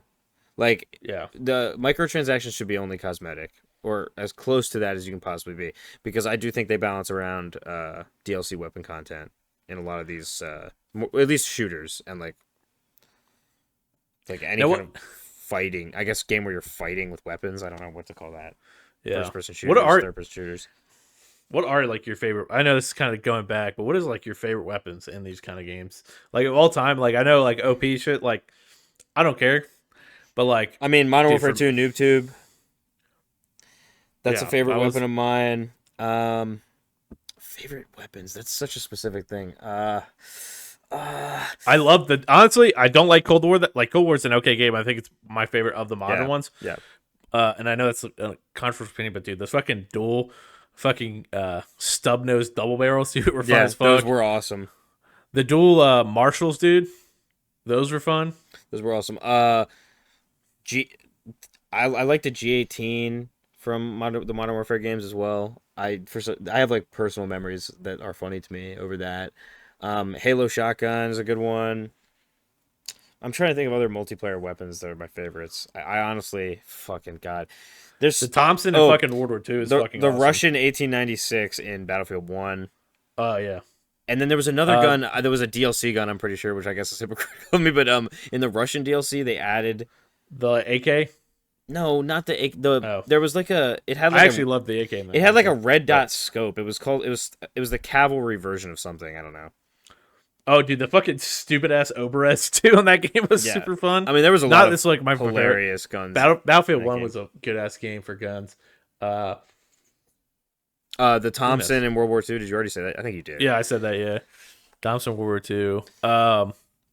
Dude, a lot of the guns in fucking Black Ops 2 were so fucking fun too. Yeah, and 94. I mean, that's like like I remember when the AK was always the final unlock, or like some gun like that was always the final assault rifle unlock in a Call of Duty. But I think the AN-94 is like the pinnacle of that for me. Honestly, might also be pinnacle for that, dude. The Commando from Black Ops 1. I was just thinking. That's crazy that you say that because I was just thinking that. Yeah, and the Commando also is hilarious because it's also just an M4. Yeah. Which in like every other Call of Duty is like the first gun you have. And that, I remember that reload animation, dude, because I always thought it was so dumb. You just like smack the side of the gun and the fucking thing falls out. Yeah. Yeah, built to last. Oh my God. I'm trying to think of more interesting like multiplayer guns, but I'm so on the spot with it I can't really. Not even just guns, weapons in general. I don't know. When in Fortnite you got to turn into Thanos. And he was like, I haven't even got to play as fucking Doom yet, dude. I did like when the lightsabers were in Fortnite. I had a lot of fun with that. Yeah. That's pretty fun.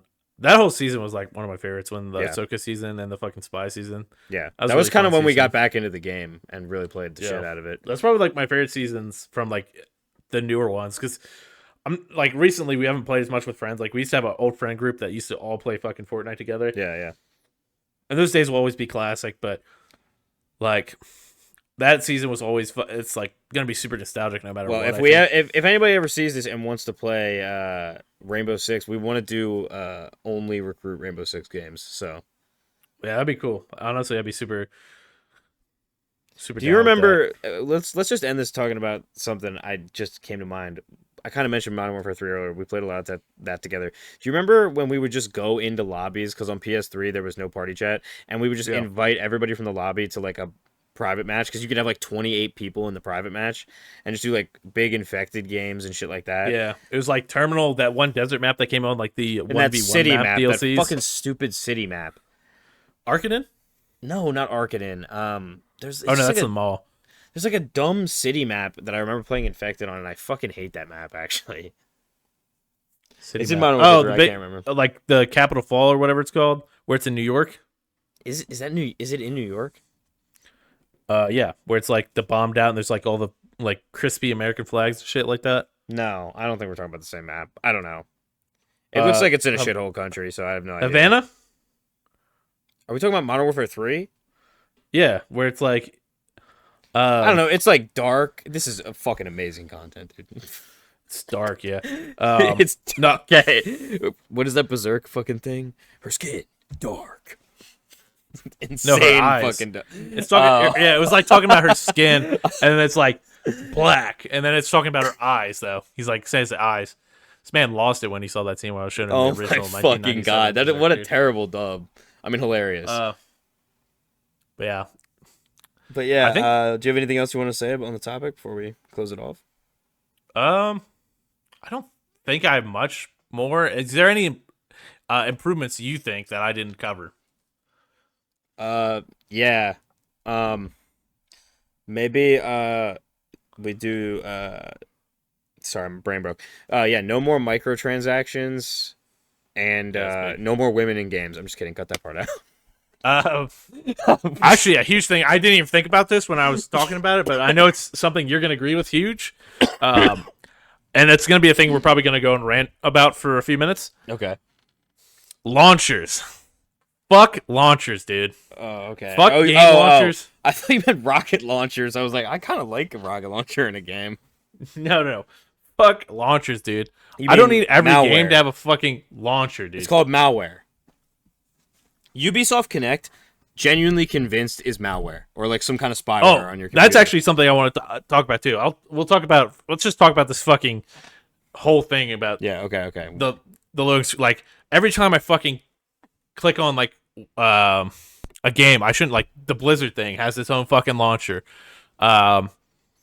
Which, it does. I totally forgot. Because okay, I'll give Blizzard the one thing like I don't mind it as much, so it makes more sense. Wait, like World of Warcraft like was before a lot of this shit happened, so like it makes sense. They're kind of like grandfathered in, but like something like so Paradox has it. Fucking Larion Games, which is who makes Baldur's Gate and fucking Divinity, they have it. Is there a launcher for that? Does Divinity have its own launcher? I don't remember that. Paradox has its own launchers for every single game, pretty much, which sucks. I don't think terrible. Actually Victoria 3 has one though. I don't think they do. No, they do. It totally does. Because Hoi 4 now has the same launcher. Same type of launcher. I'm trying to remember what other games have fucking launchers. And then, whatever about that. But I want to talk about Origin 2 malware, or whatever it is now, EA Connect or something like that, whatever the fuck it is. It's not EA Connect because it's Ubisoft. But those kind of games, like where it launches, like you have to have Origin. I'm just going to call it Origin just because it's what it was called when we started playing video games. I thought you said EA doesn't have one of those anymore, though. No, they still have it. They just changed the name of it. Oh, it's just not Origin. I was just saying anymore. Origin doesn't exist. I remember that little orange fucking wheel, dude. That is spyware. Yeah. That's all it is. And then slows down your computer. It's malware. And then fucking Ubisoft Connect's the worst one right now. And they're fucking getting reviewed bomb on like every game they've fucking ever released. Because now, if you hooked up to a different Ubisoft Connect account when you played that game originally and you forget the password to it, you try and play that shit that you bought on Steam, you can't play it now if you try and play on a different Ubisoft Connect account. What? Yeah. It's fucking bullshit. And that's like insane. Actually, I think that should be illegal. Like, oh, fuck, I forgot my password. I can't get in this account anymore. I don't have access to the email, something like that. I mean, that is like, yeah, that's like so anti-consumer. That is insane. Blatantly so. Blatantly just like, fuck you. Yeah. Like, we don't give a shit that you bought our game. Buy it again. Fuck you. No, you can't even buy it again. Well, unless you remove it from your account completely, I would assume. But I don't even know if that works. Wait, you get locked out from buying the game? Yeah, that's like insane, dude. And it should be fucking illegal. Of course, like the most epic part of this one fucking song is fucking playing, dude, as I'm fucking raging. I feel like awesome. I feel like I'm on a fucking YouTube short right now, bitching about stuff. But you might be. You might just be. God damn, dude. It's fucking illegal. Also, speaking of stuff that should be illegal, Sony, remake fucking Bloodborne 2 already. Or make Bloodborne 2 or fucking remaster Bloodborne 1. That's all I gotta say. That's my final thought for this episode. Any last thoughts for you? I don't want to go on too much of a fucking rant about that shit. Yeah, they got It's gonna be a 2-hour episode. They need to remake Bloodborne 2. I agree, dude. Yeah. That's fucking awesome. Sorry, I'm chewing a piece of beef jerky. I gave up, dude. He was just fucking too in depth. It was good, dude. We got real deep. We probably said some stupid ass fucking shit. But and of course, not the final goodbye of this episode, but stay tuned. We're gonna have some news about next month's games. Of course, October. I'm gonna talk about Sparking 0. Sorry. Yeah, and I might talk about some stuff too while we're in there. But yeah, if you guys enjoy this content, drop a like, subscribe, turn on the notification bell for more. Yeah, you don't have to. No, please. Actually, it makes us feel way better about this. So please, like a like, a comment, a subscribe, maybe $12. I don't know. Don't give me $12.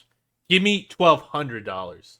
No, you know what? Give me $12,000. Nah, dude, I don't even need the money, dude. I don't even need the money, dude. I'm a shark. I'm a shark for the fucking cloud. We're gonna start streaming so you guys can fucking feed us. We're actually starving. We have no money. Yeah, dude, we're living. Eggs in fucking, cost $5. I would no, not living there. That place just got bombed. Not living there. All right, I was gonna say we're living in Beirut because it sounded like a very like kind of foreign place to be living from the U.S. And then I remembered that I was probably thinking about that because I just read an article about them getting bombed. So that's not good. Hope everybody's safe and okay. Good night. All right, peace, y'all. All right, guys. Now we're gonna talk about some new releases and news coming up. Yes, sir. God bless America. Welcome to the news. Okay, Jesus. So I'll let you go. I know you want to talk about one big game for you. I'll let you, you want me to kind of spew about that, since that's not something I actually know too much you about. Want me to just spew about Sparking Zero? Well, I threw up some gameplay on my TV just so I could watch it. Yeah, all right. Here's my opening monologue, cold open, about Dragon Ball Sparking Zero, coming out October 11th. Coming up in a few days, actually. So, I guess for you, I'll tell you, and anybody who's not in the know or gives a shit, Sparking Zero is the sequel, technically. I feel like it's a little bit more of just like a successor, at least here in the West, because it's the Budokai Tenkaichi series, which is the old like 3D Dragon Ball Arena fighter. It's the kind of like new version of that. I believe it's the same studio. That part I don't know, and I should have looked it up. But to my knowledge, it's the same studio, and it's the same like style of gameplay. And in Japan, it's called Sparking, so now it's worldwide the same title. And basically, it's just like a next-gen, like, really good graphics Dragon Ball 3D fighter. And we haven't really gotten one in this style, basically since the PS3, since the Raging Blast games, which are great games, but they only really represent, like, the Z era of it. And so I think it's really cool that... It is the same one. I just looked it up, by the way. Nice, wonderful. Yeah, and... They also did J-Stars. Oh, really? I don't know what I think that's like one of the Shonen Jump crossover games, which I feel like maybe some of those are okay. Spike is making that game. Yeah, and so not only is the graphical fidelity like basically a dream come true if you've been a Dragon Ball fan and a fan of these kinds of or this specific series of games for a while, because I remember when I was younger, like there would be like the fan edits of like games that weren't real and like what they would look like in like current gen graphics, and this game like is that basically. And there was even characters that they didn't reveal till the very end. Like the roster was actually bigger than we thought it was. None of the characters in the base game are DLC, and there's like representation from all of the different Dragon Ball series, and I think it's like pretty satisfying to most fans. The only like downsides and gripes I see right now is like some of the assets honestly look like fan game assets, if that makes sense. Do you know what I mean? Like they almost look like it's just weird. Like the loading screens when you load into the game and like pick characters, it's just like the characters with like blank expressions, like standing, almost like Fortnite, but like in like a really like kind of low res version of the background. It's very strange, and we don't know how much of this gameplay is like from a couple builds ago, and of course, like kind of from that like weird Unreal Uncanny, like the Unreal Engine Uncanny and kind of thing. I think there's a weirdness too with like something like Dragon Ball, because it's almost like too modern looking. Do you know what I mean? For like how Dragon Ball should look, and especially like if you're thinking about the manga, like even the anime, like the original anime and stuff, maybe not so much Super, it just feels a little bit like too uncanny valley for Dragon Ball. But it looks great as well. And the actual like gameplay, like when you're actually fighting and stuff, looks like a lot of fun. I mean, the effects are like off the charts. Definitely very like next gen with the like particle effects and stuff like that. I don't know. I'm just super hyped for it. I did finally throw a pre-order down for it because Amazon you can just like pay as you go. So I was like, fuck it, sure. Like games being $70 does kind of make me want to buy them less. But this is basically like a dream come true for me if it turns out being everything it says it's going to be. And from the like big YouTubers who I've seen like have gone and played it, everybody seems to really enjoy it. So I think it's just a win-win for everybody. And the amount of content, at least from what I've seen so far, looks pretty satisfying too. So you don't hear that a lot these days from like big releases like this. So even in the anime game especially world, coming especially like that, a lot of those games too, because like Switch is such a big market, you see those games get dumbed down. Yeah. Well, I think basically stupefied. the anime arena fighter world right now is not looking so hot. So I'm really glad that this can maybe revitalize it, because like I know the JJK game was not very good, at least from the Naruto everything. game I heard was And the very newest bad Naruto well. game, yeah, Storm Connections, and I'm a huge fan of the Storm series, but Storm Connections I did not purchase, because if you have Storm 4, there's almost no point unless you play competitively online, and I've heard that the online is like really like poorly optimized as well, which is frustrating a lot of the like hardcore player base. And so if your casuals aren't really interested and your hardcore people aren't really interested, you're probably doing something wrong.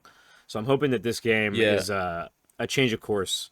And I know that it's different studios on all that, but that's one big thing I think with a lot of these smaller anime based games too now. It's a lot of them have really bad um, connection issues. Like I know fucking finally after so fucking long. Yeah, and it seems like fighting games have moved away got... from that. Like a lot of fighting games seem like they were getting better with just like having better online, but anime games do not see the same fate. But I think maybe the 3D fighters, it could be more difficult. Do you know what I mean? Yeah, but I mean, Fighter Z had a lot of connection issues, and they only literally just got fixed this year. And how long has that game been out? Since like 2017, Yeah, 2016, I mean, that is also the plague of like games being iterated on constantly after they're released instead of just finishing them before you release them. Yeah. But, you know. And some things I understand. Some things I understand, like just adding characters and stuff and having like balance. Like a big thing I think that keeps fighting games alive is adding characters after a while. Well, that's how Dragon Ball Xenoverse kept itself alive. I mean, Dragon Ball Xenoverse still releases characters, and there's been like multiple Dragon Ball games since then. Well, maybe not multiple, one or two. Oh yeah, Kakarot and Fighter Z. So like, it's still being supported. I'm sure it's still going to be supported when this game comes out, because it's first of all a different studio. No, that's actually. I guess I'll dive into a little bit of news. Even though this is not the section of this for it. No, it's fine. But yeah, there's actually. I think today actually. Some Xenoverse 2 DLC. Oh, another one was announced. Yeah, which is kind of to me it was kind of crazy because like, yeah, it's the fact quite that an old game we are now. Getting so close to that being released. You know what I mean? Well, I don't think not even just like I don't think Xenoverse is going to be.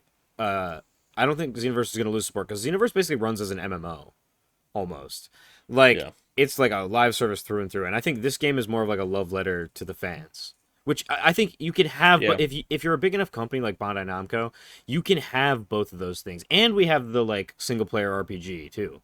And I think Dragon Ball having like all of those games is really positive for its fan base and its franchise. It also allows the developers to like focus in on the things that they're good at. Like maybe the Xenoverse developers are pretty good at live service stuff, and I would say they honestly are like pretty fair. But maybe the like Spike can just focus on like the more PvP and also just like big character roster, single player story mode, like fighting game instead. And I think that's a good thing, that diversity. So I don't know. I don't have that much more to say about it, but I'm really excited for it. So what are you excited for this month? I mean, I got a couple. Definitely a big one, Silent Hill 2 remake, which is kind of Konami's first big bout since Metal Gear Survive, honestly. Which is kind of their last entry into any big series of theirs, minus like the small, if you want to say like test demo of fucking, I forget what it's called, Silent Hill like short message or whatever the fuck it's called. Oh, PT? Don't know what it's called. No. Is there another one? Short. There's one that came out I think this year or last year. I wasn't aware. It was just like a short little thing. I heard that was bad, so that kind of sucks. But I heard. I know Metal Gear Survive is bad, so you know. Yeah, and then this is actually like their first big game, because after Kojima left, they kind of went towards a more mobile direction. Of course, they went for more mobile games and stuff like that. So we'll have to see how it goes. I'm iffy about it. Really don't think you could fuck up a remake too bad. No, and they seem as long as you kind of follow. Is Konami Resident Evil? Or is that Capcom? No, that's Capcom. That's Capcom. But with Resident Evil 2, like that was a great game. Resident Evil 4 was a great game, and I think they really learned from how Resident Evil 3 was received, as that was really poorly received because they kind of fucked it up. Did they like change? Made it like a 2-hour long game. Yeah. Oh.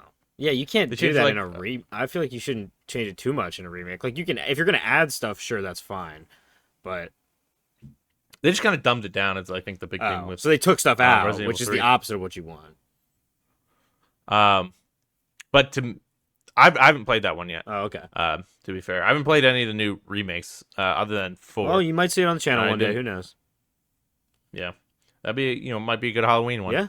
Don't know yet, but yeah, that was a big one for me. I mean, it's kind of cut and dry as long as they um, keep it basically the same game, just improved, kind of like what they're doing with MGS Delta. Yeah. Or MGS 3. Yeah, I mean, I'm excited for that game. I have a pre-order in at GameStop, but I'm also a little worried about it as well. So I actually think this will be like kind of my now I don't know almost anything about Silent Hill, but how this game goes will kind of be a litmus test of what I think is going to happen with Delta, which so far seems really promising.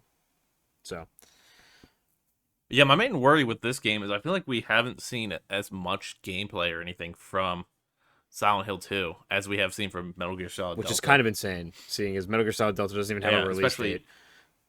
And this is coming out in, 2 weeks now? Maybe a little over a week? Yeah. So that's kind of shocking. Is that also October 11th? I think it's October 8th. Mm-hmm. And then another game coming out soon, a big one, Metaphor ReFantazio. Yeah. Altus's newest IP.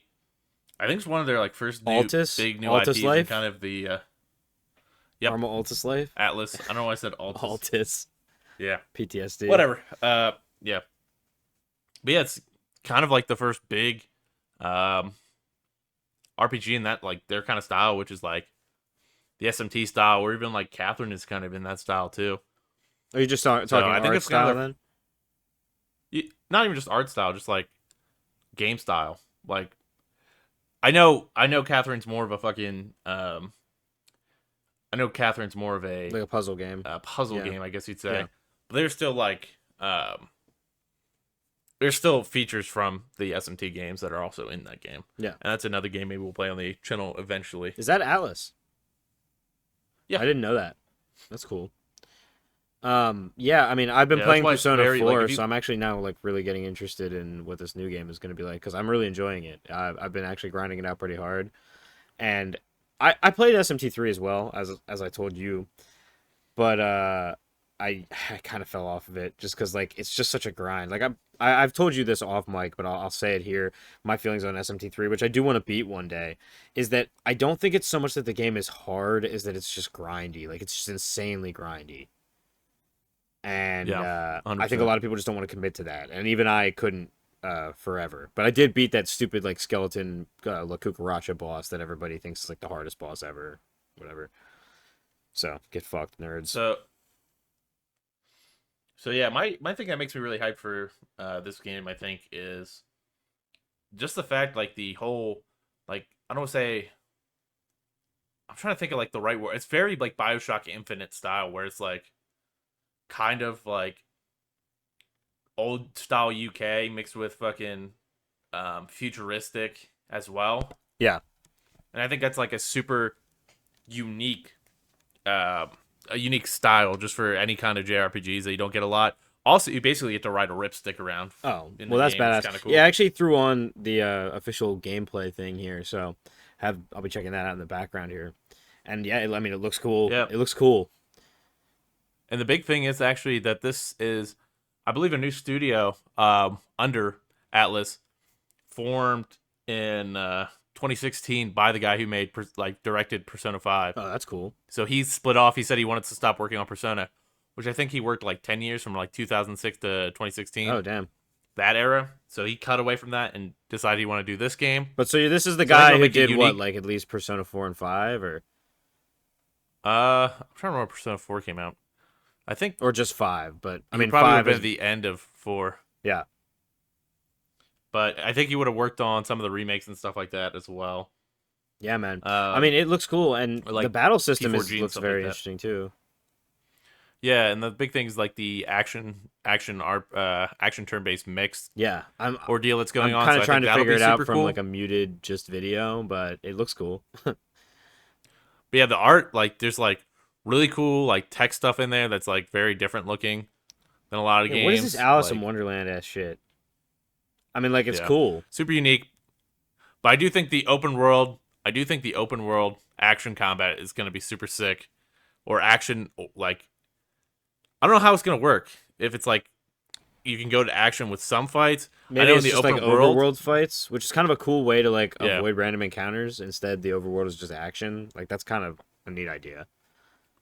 yeah, and then of course, I will say the weird thing is kind of like got a decent amount of like furry stuff reminds me of furries. You know what I mean? I mean, That's the only thing. That's a And then we have lot our of like anime games. I feel like. yeah, and then we also have our annoying Teddy character. Oh, there is an annoying And if you Teddy-esque guys, character. yes, yes, yes. Heisme is his name. Hmm. He looks like a little rat dude. Pretty Yeah, cool. I don't know if I've Big caught ears. him in the Very clips cute. yet. Very cute. Yeah, dude. Yeah, Teddy's awesome. He's definitely not like so annoying. I just talked about this in the Astrobot video. Literally, the only thing they need to add if they ever release Persona 4 again is just can I turn Teddy's like voice off? Yeah, battle dialogue. Pretty nice. Yeah. That game actually has very little settings, but I guess it was probably originally a PSP game, right? So. Well, it's a PS2 game originally, and then P4G was a Vita game. Oh, gotcha. Okay. Yeah, I don't know anything about it. I'd reply him to. I don't. Yeah. So, do you want to? No research. Do you want to move into talking about just some news stuff? You said that you had pulled some stuff. No, I got a couple more games. Oh. Personally. So yeah, another big one I actually want to see what happens with is this Terminator Survivors game that's coming out. I know I'm pretty sure it's just releasing in early access this month towards the end. But I am pretty interested to see, just because the way the studio has talked about it, like really loving the original two movies. Yeah. Of course, one in Judgment Day. So I think that's really cool, and they really want to make it like or at least what they've said is they really want to make it like a game where you are like constantly in fear of the Terminator. Damn. And it's not like something where that sounds you're badass. like gonna casually just fight the Terminator all the time. Like the Terminator will be hunting you down. Sounds like Alien Isolation, to be honest. And then there'd be like, I think they said there's 3 factions that you can like work with and side with and stuff like that. So it's gonna even have like probably Fallout-y type elements in there. That's cool as well. And also just being a co-op game in that style, I think is gonna be super. How have I unique. not heard about this? Yeah, it's actually by the same people who published the RoboCop game. I don't know if it's like the RoboCop game's also under their studio. It's not the same studio, but it's like at least the same people. Same so publisher. You can tell this company. Yeah, I think it's really it's likes 80s action is like movies. Yeah, and if like people want to make 80 action movies into fucking games, dude. Yeah, I'm all for it. Sign me up for Big Trouble in Little China. Oh my god, dude, I would come. Holy shit. It is the best movie ever made. Let's make that very clear.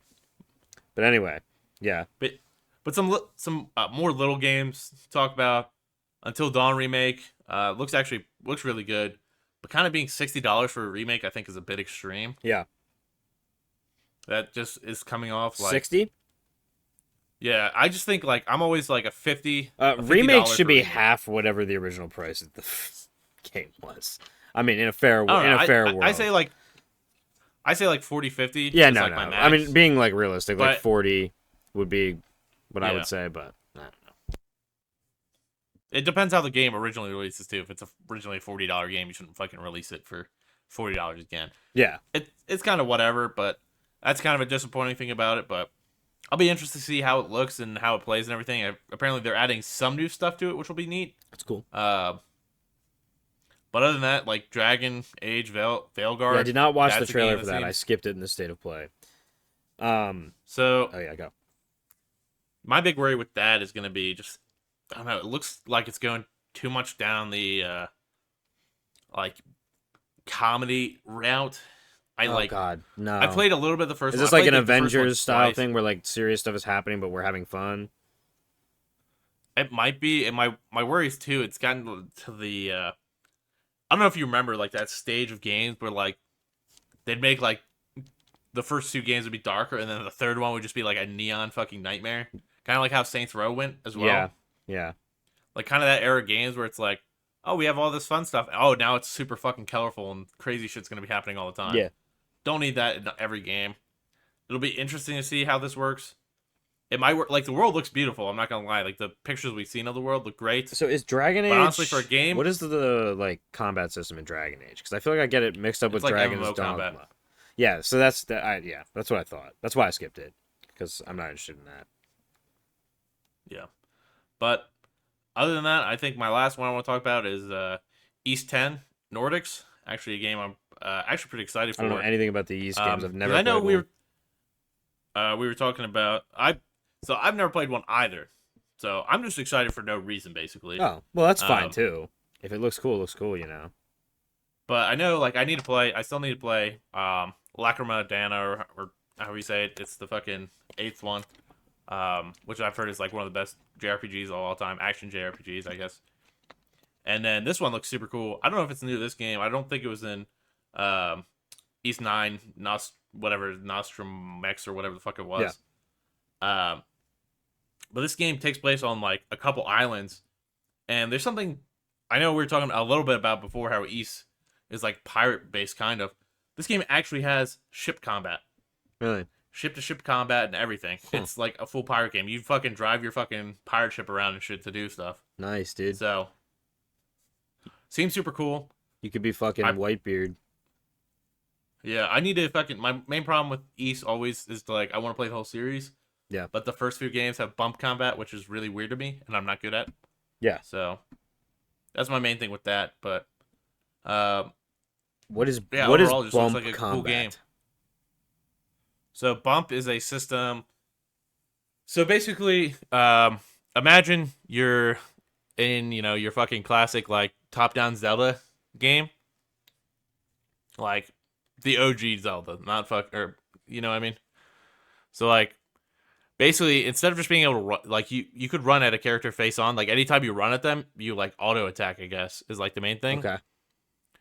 But the only way to get better damage and take less damage is if you hit them at angles rather than straight head on. Huh.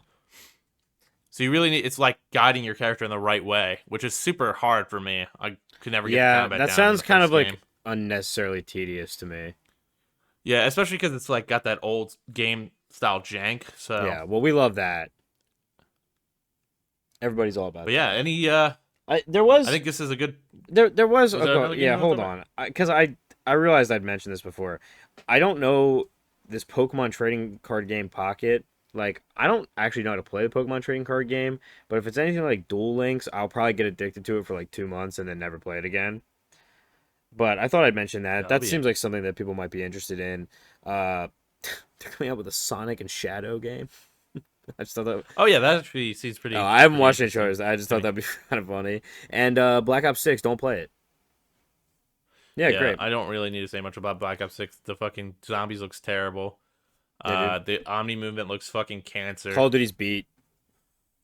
Yeah, probably won't ever play it. Actually, I might just because if I get Game Pass again on Xbox, it's gonna be free on there. So is it? Yep. Does Call of Duty just come out free on Game Pass every year? Now it does. I think. I don't think this is the first one. I think. Oh, well, I mean, if that's the case, then yeah, that's actually fine. Well, also, I think we actually have a little bit of news that we can talk about quickly. Sure. Just pass over, which is the PSN Plus games of October. Yeah. Oh, this is out. Yeah, they got released. So it's gonna be a WWE game, which I might play, maybe. I don't know. I've been having a weird WWE kick in my brain just because I've been watching the Vince McMahon I'd be down. Documentary. And he's also like, he's a terrible person, yes. But WWE, like, the way he built that story-wise is like so interesting to me media-wise. Yeah. Another big one coming out though on there is Dead Space, the remake. Oh shit. Another great survival remake. That's a good month, man. What's the third? And then another one I actually want to play. You're probably never going to care about this. But Doki Doki Literature Club. The fuck is Apparently, that? I've only been reading about it recently, not even because of this. But I was just kind of looking for horror games for us to play on the channel during October. And this game's apparently like super fucked up and stuff like that. It's like seems like a innocent fucking anime kawaii ass fucking school game, but apparently it's like super fucking disturbing and shit. So I kind of want to play it. I don't know if we'll play it for the channel. It is only like a 2-hour game, I think. Is it like I don't know how long it is. Is it like a visual novel thing or like? Yeah, I think it is a visual novel. So it's kind of weird, but I do want to try it out maybe eventually. Maybe we'll just play it for the channel for a goof. But I don't mind visual novel. I know you don't like visual novels. I mean, if we're doing it for the channel, and I'm just watching, I don't really care. Is there gonna be boob? Yeah. I mean, I'm not gonna say anything because these might be children. Yeah, that's fair. Anime, you can never tell. The Japanese are quite the strange people. It's also a literature club, and they're all wearing schoolgirl outfits, so I'm not gonna say anything about any of their physical appearances. But... Yeah, god damn, I fucking hate anime, dude. This shit sucks. Okay. Yeah. Yeah. So, any other news you got? I kind of used my. I was just kind of going Xenoverse news up. But... Stories, weird voice crack. A lot of the gaming news stories are just about like worker exploitation. So I thought I don't want to get political on the show. It's just no point. But like, you know, some of these companies, I will say it like this, is that some of these big game companies, I think, are proving that their business practices are rotting themselves from the inside out. And that's all I'll say about it. 100%. And I'm mostly talking about like Ubisoft, EA, Activision Blizzard. Like, you reap what you sow is basically all I have to say about it. You know, maybe treat your consumers and your employees better, and things will be better for all of us. Yep, and Ubisoft, can you stop ruining fucking Tom Clancy games? Thanks. So is that all your new stuff? I got a couple little things. Yeah, if you got a couple little things, we'll get into it. I didn't find anything that wasn't like really depressing or just really boring, other than like the actual. So I will say, Ghost of Yotei trailer. I kind of thought it might be cool. I don't know. Yeah, I think that is actually one thing I want to talk about. The kind of overuse now of fucking the like middle era of fucking Japan, like the colonization era. I would say. Yeah, for sure. I know we were talking about this a little bit the other day, man, but like, I mean, we've always had the Neo games for a while. This has been out for fucking a minute. So that's a big one that's kind of takes place in that era. Yeah. We got Rise of the Ronin recently. Mm-hmm. I don't know if there'll be guns in Assassin's Creed. I don't know. There might be. I think there might be. Assassin's Creed does love that like kind of era of like that Victoria 2 ass fucking era for everything. So yeah, that and fucking I said Rise of the Ronin, Neo. I don't know, and I'm just kind of getting now a little fucking dried up with fucking. I noticed that happens in general. Ninja games. Yeah, I think I kind of saw this coming, like this like wave of like everybody being into like samurai ninja shit, and then it did start to like really oversaturate, and now I do think it's kind of like played out, and we've seen a lot of it. The only reason I'm excited for Ghost of Yotei at all is because I think that like the map looks really cool, and I know Ghost of Tsushima is a beautiful game. Some of my favorite screenshots I've ever taken are from that game. So like for that aspect alone, I'm definitely interested. And if they expand on the gameplay of Ghost of Tsushima, like I'll probably play it.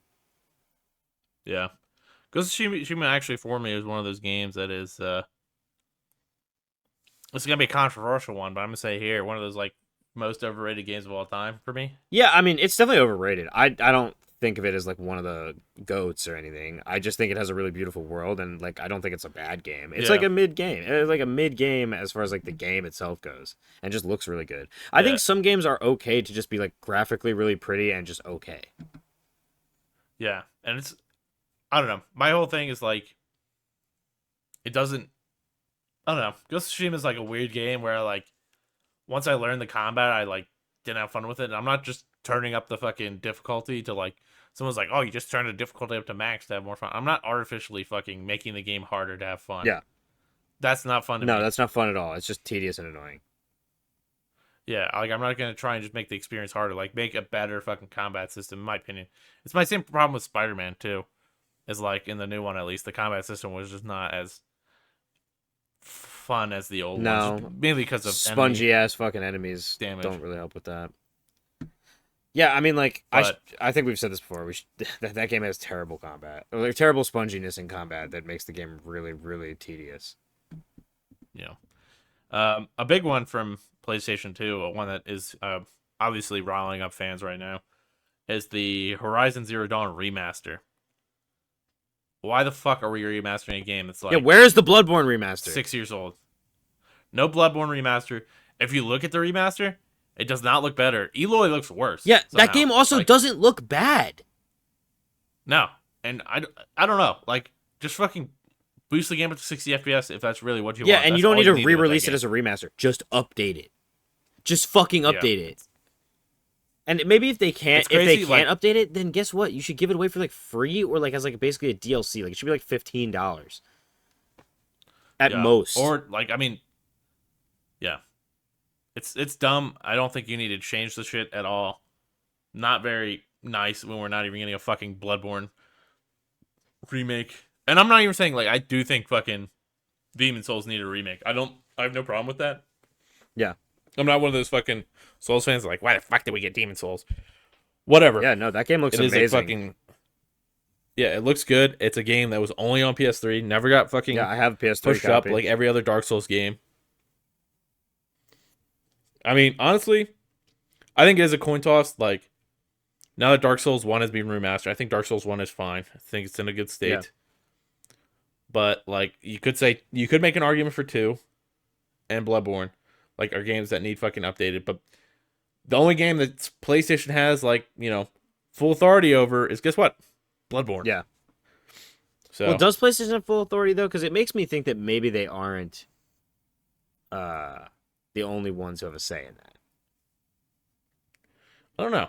That is an interesting But I don't know why. If you had Demon Souls come out, why would you not? Yeah, honestly, Bloodborne. You know what I mean? Now, Demon Souls is much older than Bloodborne, but like a Bloodborne remaster also would have sold the PS5. Just saying. Yeah. Or even sold the PS5 Pro. I mean, you could have fucking bundled that shit with the PS5 Pro. I honestly wonder if they're waiting to see if they ever do a Bloodborne 2. But because PlayStation likes to do PlayStation likes to do remasters, as we know, when a sequel comes out. Because they did it with Last of Us. Yeah. They did it with Horizon now. I mean, in different orders, but you know what I mean. I know Miyazaki is fucking like stepping down, so it's gonna be a different story. And who knows if it's even usually if the guy who like was really important in that kind of stuff steps down, then they just want to monetize shit. That can go one of two ways. It can go the Konami way, where it's terrible, or it can go really well, and they'll just like start remaking and making stuff in that style. So, yeah, hopefully it's the latter. I think the last thing I want to talk about, I'm pretty sure, was just the apparently there's actually I guess two things. There's a rumor about Nintendo Switch 2 coming out. Yeah, I thought that was confirmed now though. That's coming out. I think it's like almost confirmed. Just with everything that came out, it's like super fucking super reliable people and everything's going like really well. So yeah, that's gonna be interesting. I don't know. It's still a fucking handheld console, so it might run like shit. It's not bulky or anything like the Steam Deck that actually like runs well. Sure. So it kind of sucks in that regard. Saw Steam Deck in person for the first time recently, and yeah, that thing's awesome. Yeah, I do enjoy mine. Not right now exactly because I don't really have any games I'm playing on. Yeah, but... I mean, and the PS5 Pro, that's coming out. Aren't we all excited about that? We excited about a $700 console with no disc drive. Disc drive sold separately at $80. Yeah, you no stand either. No stand. No fucking stand. Ugh. Are you just supposed to like? And you have to pay for online. So dumb. So dumb. Hate it. It's basically an $800 console if you want your like Sony. What are you fucking doing? Replace your PS5. So dumb. And the last thing actually I saw today was apparently there's a rumor for a StarCraft shooter coming out, which actually I think would be super interesting. I don't know anything about StarCraft really, other than it's like a strategy game, and I've never played it. Yeah, it's just a different type of world, I think, which would be unique, and it's also we don't get a lot of. What kind of shooter do we know? Like, is it just like a PvP shooter? Or... I think it's a PvP shooter, but you think maybe it'll have a single player though? It might have a story too. That'd be cool. I mean, I like sci-fi shit. Yeah, I wouldn't be surprised. It's something different. Mm-hmm. And then I think you were talking the other day about something I was actually going to talk about during the Silent Hill 2 remake. Yeah, was you were talking about something about Kojima and Konami. Sure. I don't know if this is new news, but I think it's something interesting we could talk about. Well, what you were saying, they were getting kind of closer. Maybe. Yeah, I would have to pull an article on it, but I do think that I had read or heard somewhere that Kojima was like back working with, or at least talking to people from Konami. And Yeah, I think that'll definitely if be like, that is the case, and I could be totally off base, but if that is the case, I think it could be like a really good thing for both parties, or at least for Konami, really, because Kojima's doing fine, and his other games are going to do great because he's him. But he's him, yeah, whatever. But I think if he gets back with Konami for the franchises that he had a hand in, I think it would be really, really positive because it seems like they've been super aimless. And I don't know why. Like, I don't know why it's so hard to just, like, make a Metal Gear game. You know what I mean? Like, it won't have the same touch. It won't have the same, like, spice. But to make, like, a classically Metal Gear game and not do something fucking stupid like Survive. Like, whose idea was that? No, I think a problem with Konami I think the problem with Metal Gear now is I don't think they should be going towards the normal Metal Gear Solid games. I think they should go for like Metal Gear Rising, those type of games. Instead, just because I'm guessing when Kojima left, he probably took a lot of his team, to be fair. Yeah. And there's probably a lot of people who like swore they would never work with But Konami I'm hoping again, after Delta, they've maybe gotten some people who now have the skills to make that kind of game. Yeah, hopefully. And I guess we'll see when that comes out. It does look very, very good. And that's going to be a big litmus test. The clips that have recently come out of people's gameplay and everything, because they had gameplay demos and stuff for people to play and record. Super awesome looking gameplay. And super like classic. It doesn't look, it doesn't look like a new game, or it doesn't look like. I mean, it looks like a new game. I'm not saying that, but it still has the tropes and the fucking goofiness that like Metal Gear has always had. Like, you still have your fucking, it looks goofy when you see the dude with a fucking big old arrow on his head and have the fucking little sound play, you know what I mean? Yeah, but it's also, there's something to it. Like, that's the quirks with Metal Gear, though. Like, I think it's some of the parts that make it a great game. Yeah. Like, I think if that game was all serious, I don't think it'd be as good. Yeah, I can't really find anything. I don't remember where I heard that, so maybe he's not, but it would be cool if he did. Yeah. But overall, and maybe it was just a rumor that somebody else is peddling, to be honest. Yeah, I think it'd be, honestly, I think it'd be better for Konami to make some like Metal Gear Rising stuff, personally. Yeah. Just stuff that's off the wall more. Or if they make another Metal Gear game, make it a completely different fucking, like, just in the universe, not have any, like, the same characters, you know what I mean? Yeah. Because I think you can easily make it, like, with all the stuff that happens in the worlds of those games, like, I think you can easily have another game. Like, yeah, definitely. I was just started playing the second one, and where it's talking about, like, how many fucking factions and how many fucking world nations are building fucking Metal Gears, like, you can easily make that kind of game. Yeah, and I mean, I don't think you'll get a fucking, like, even crazier, like, stuff. And I mean, Rising is on a whole nother level as well. Yeah, I mean, I think there is room in Metal Gear to make more games.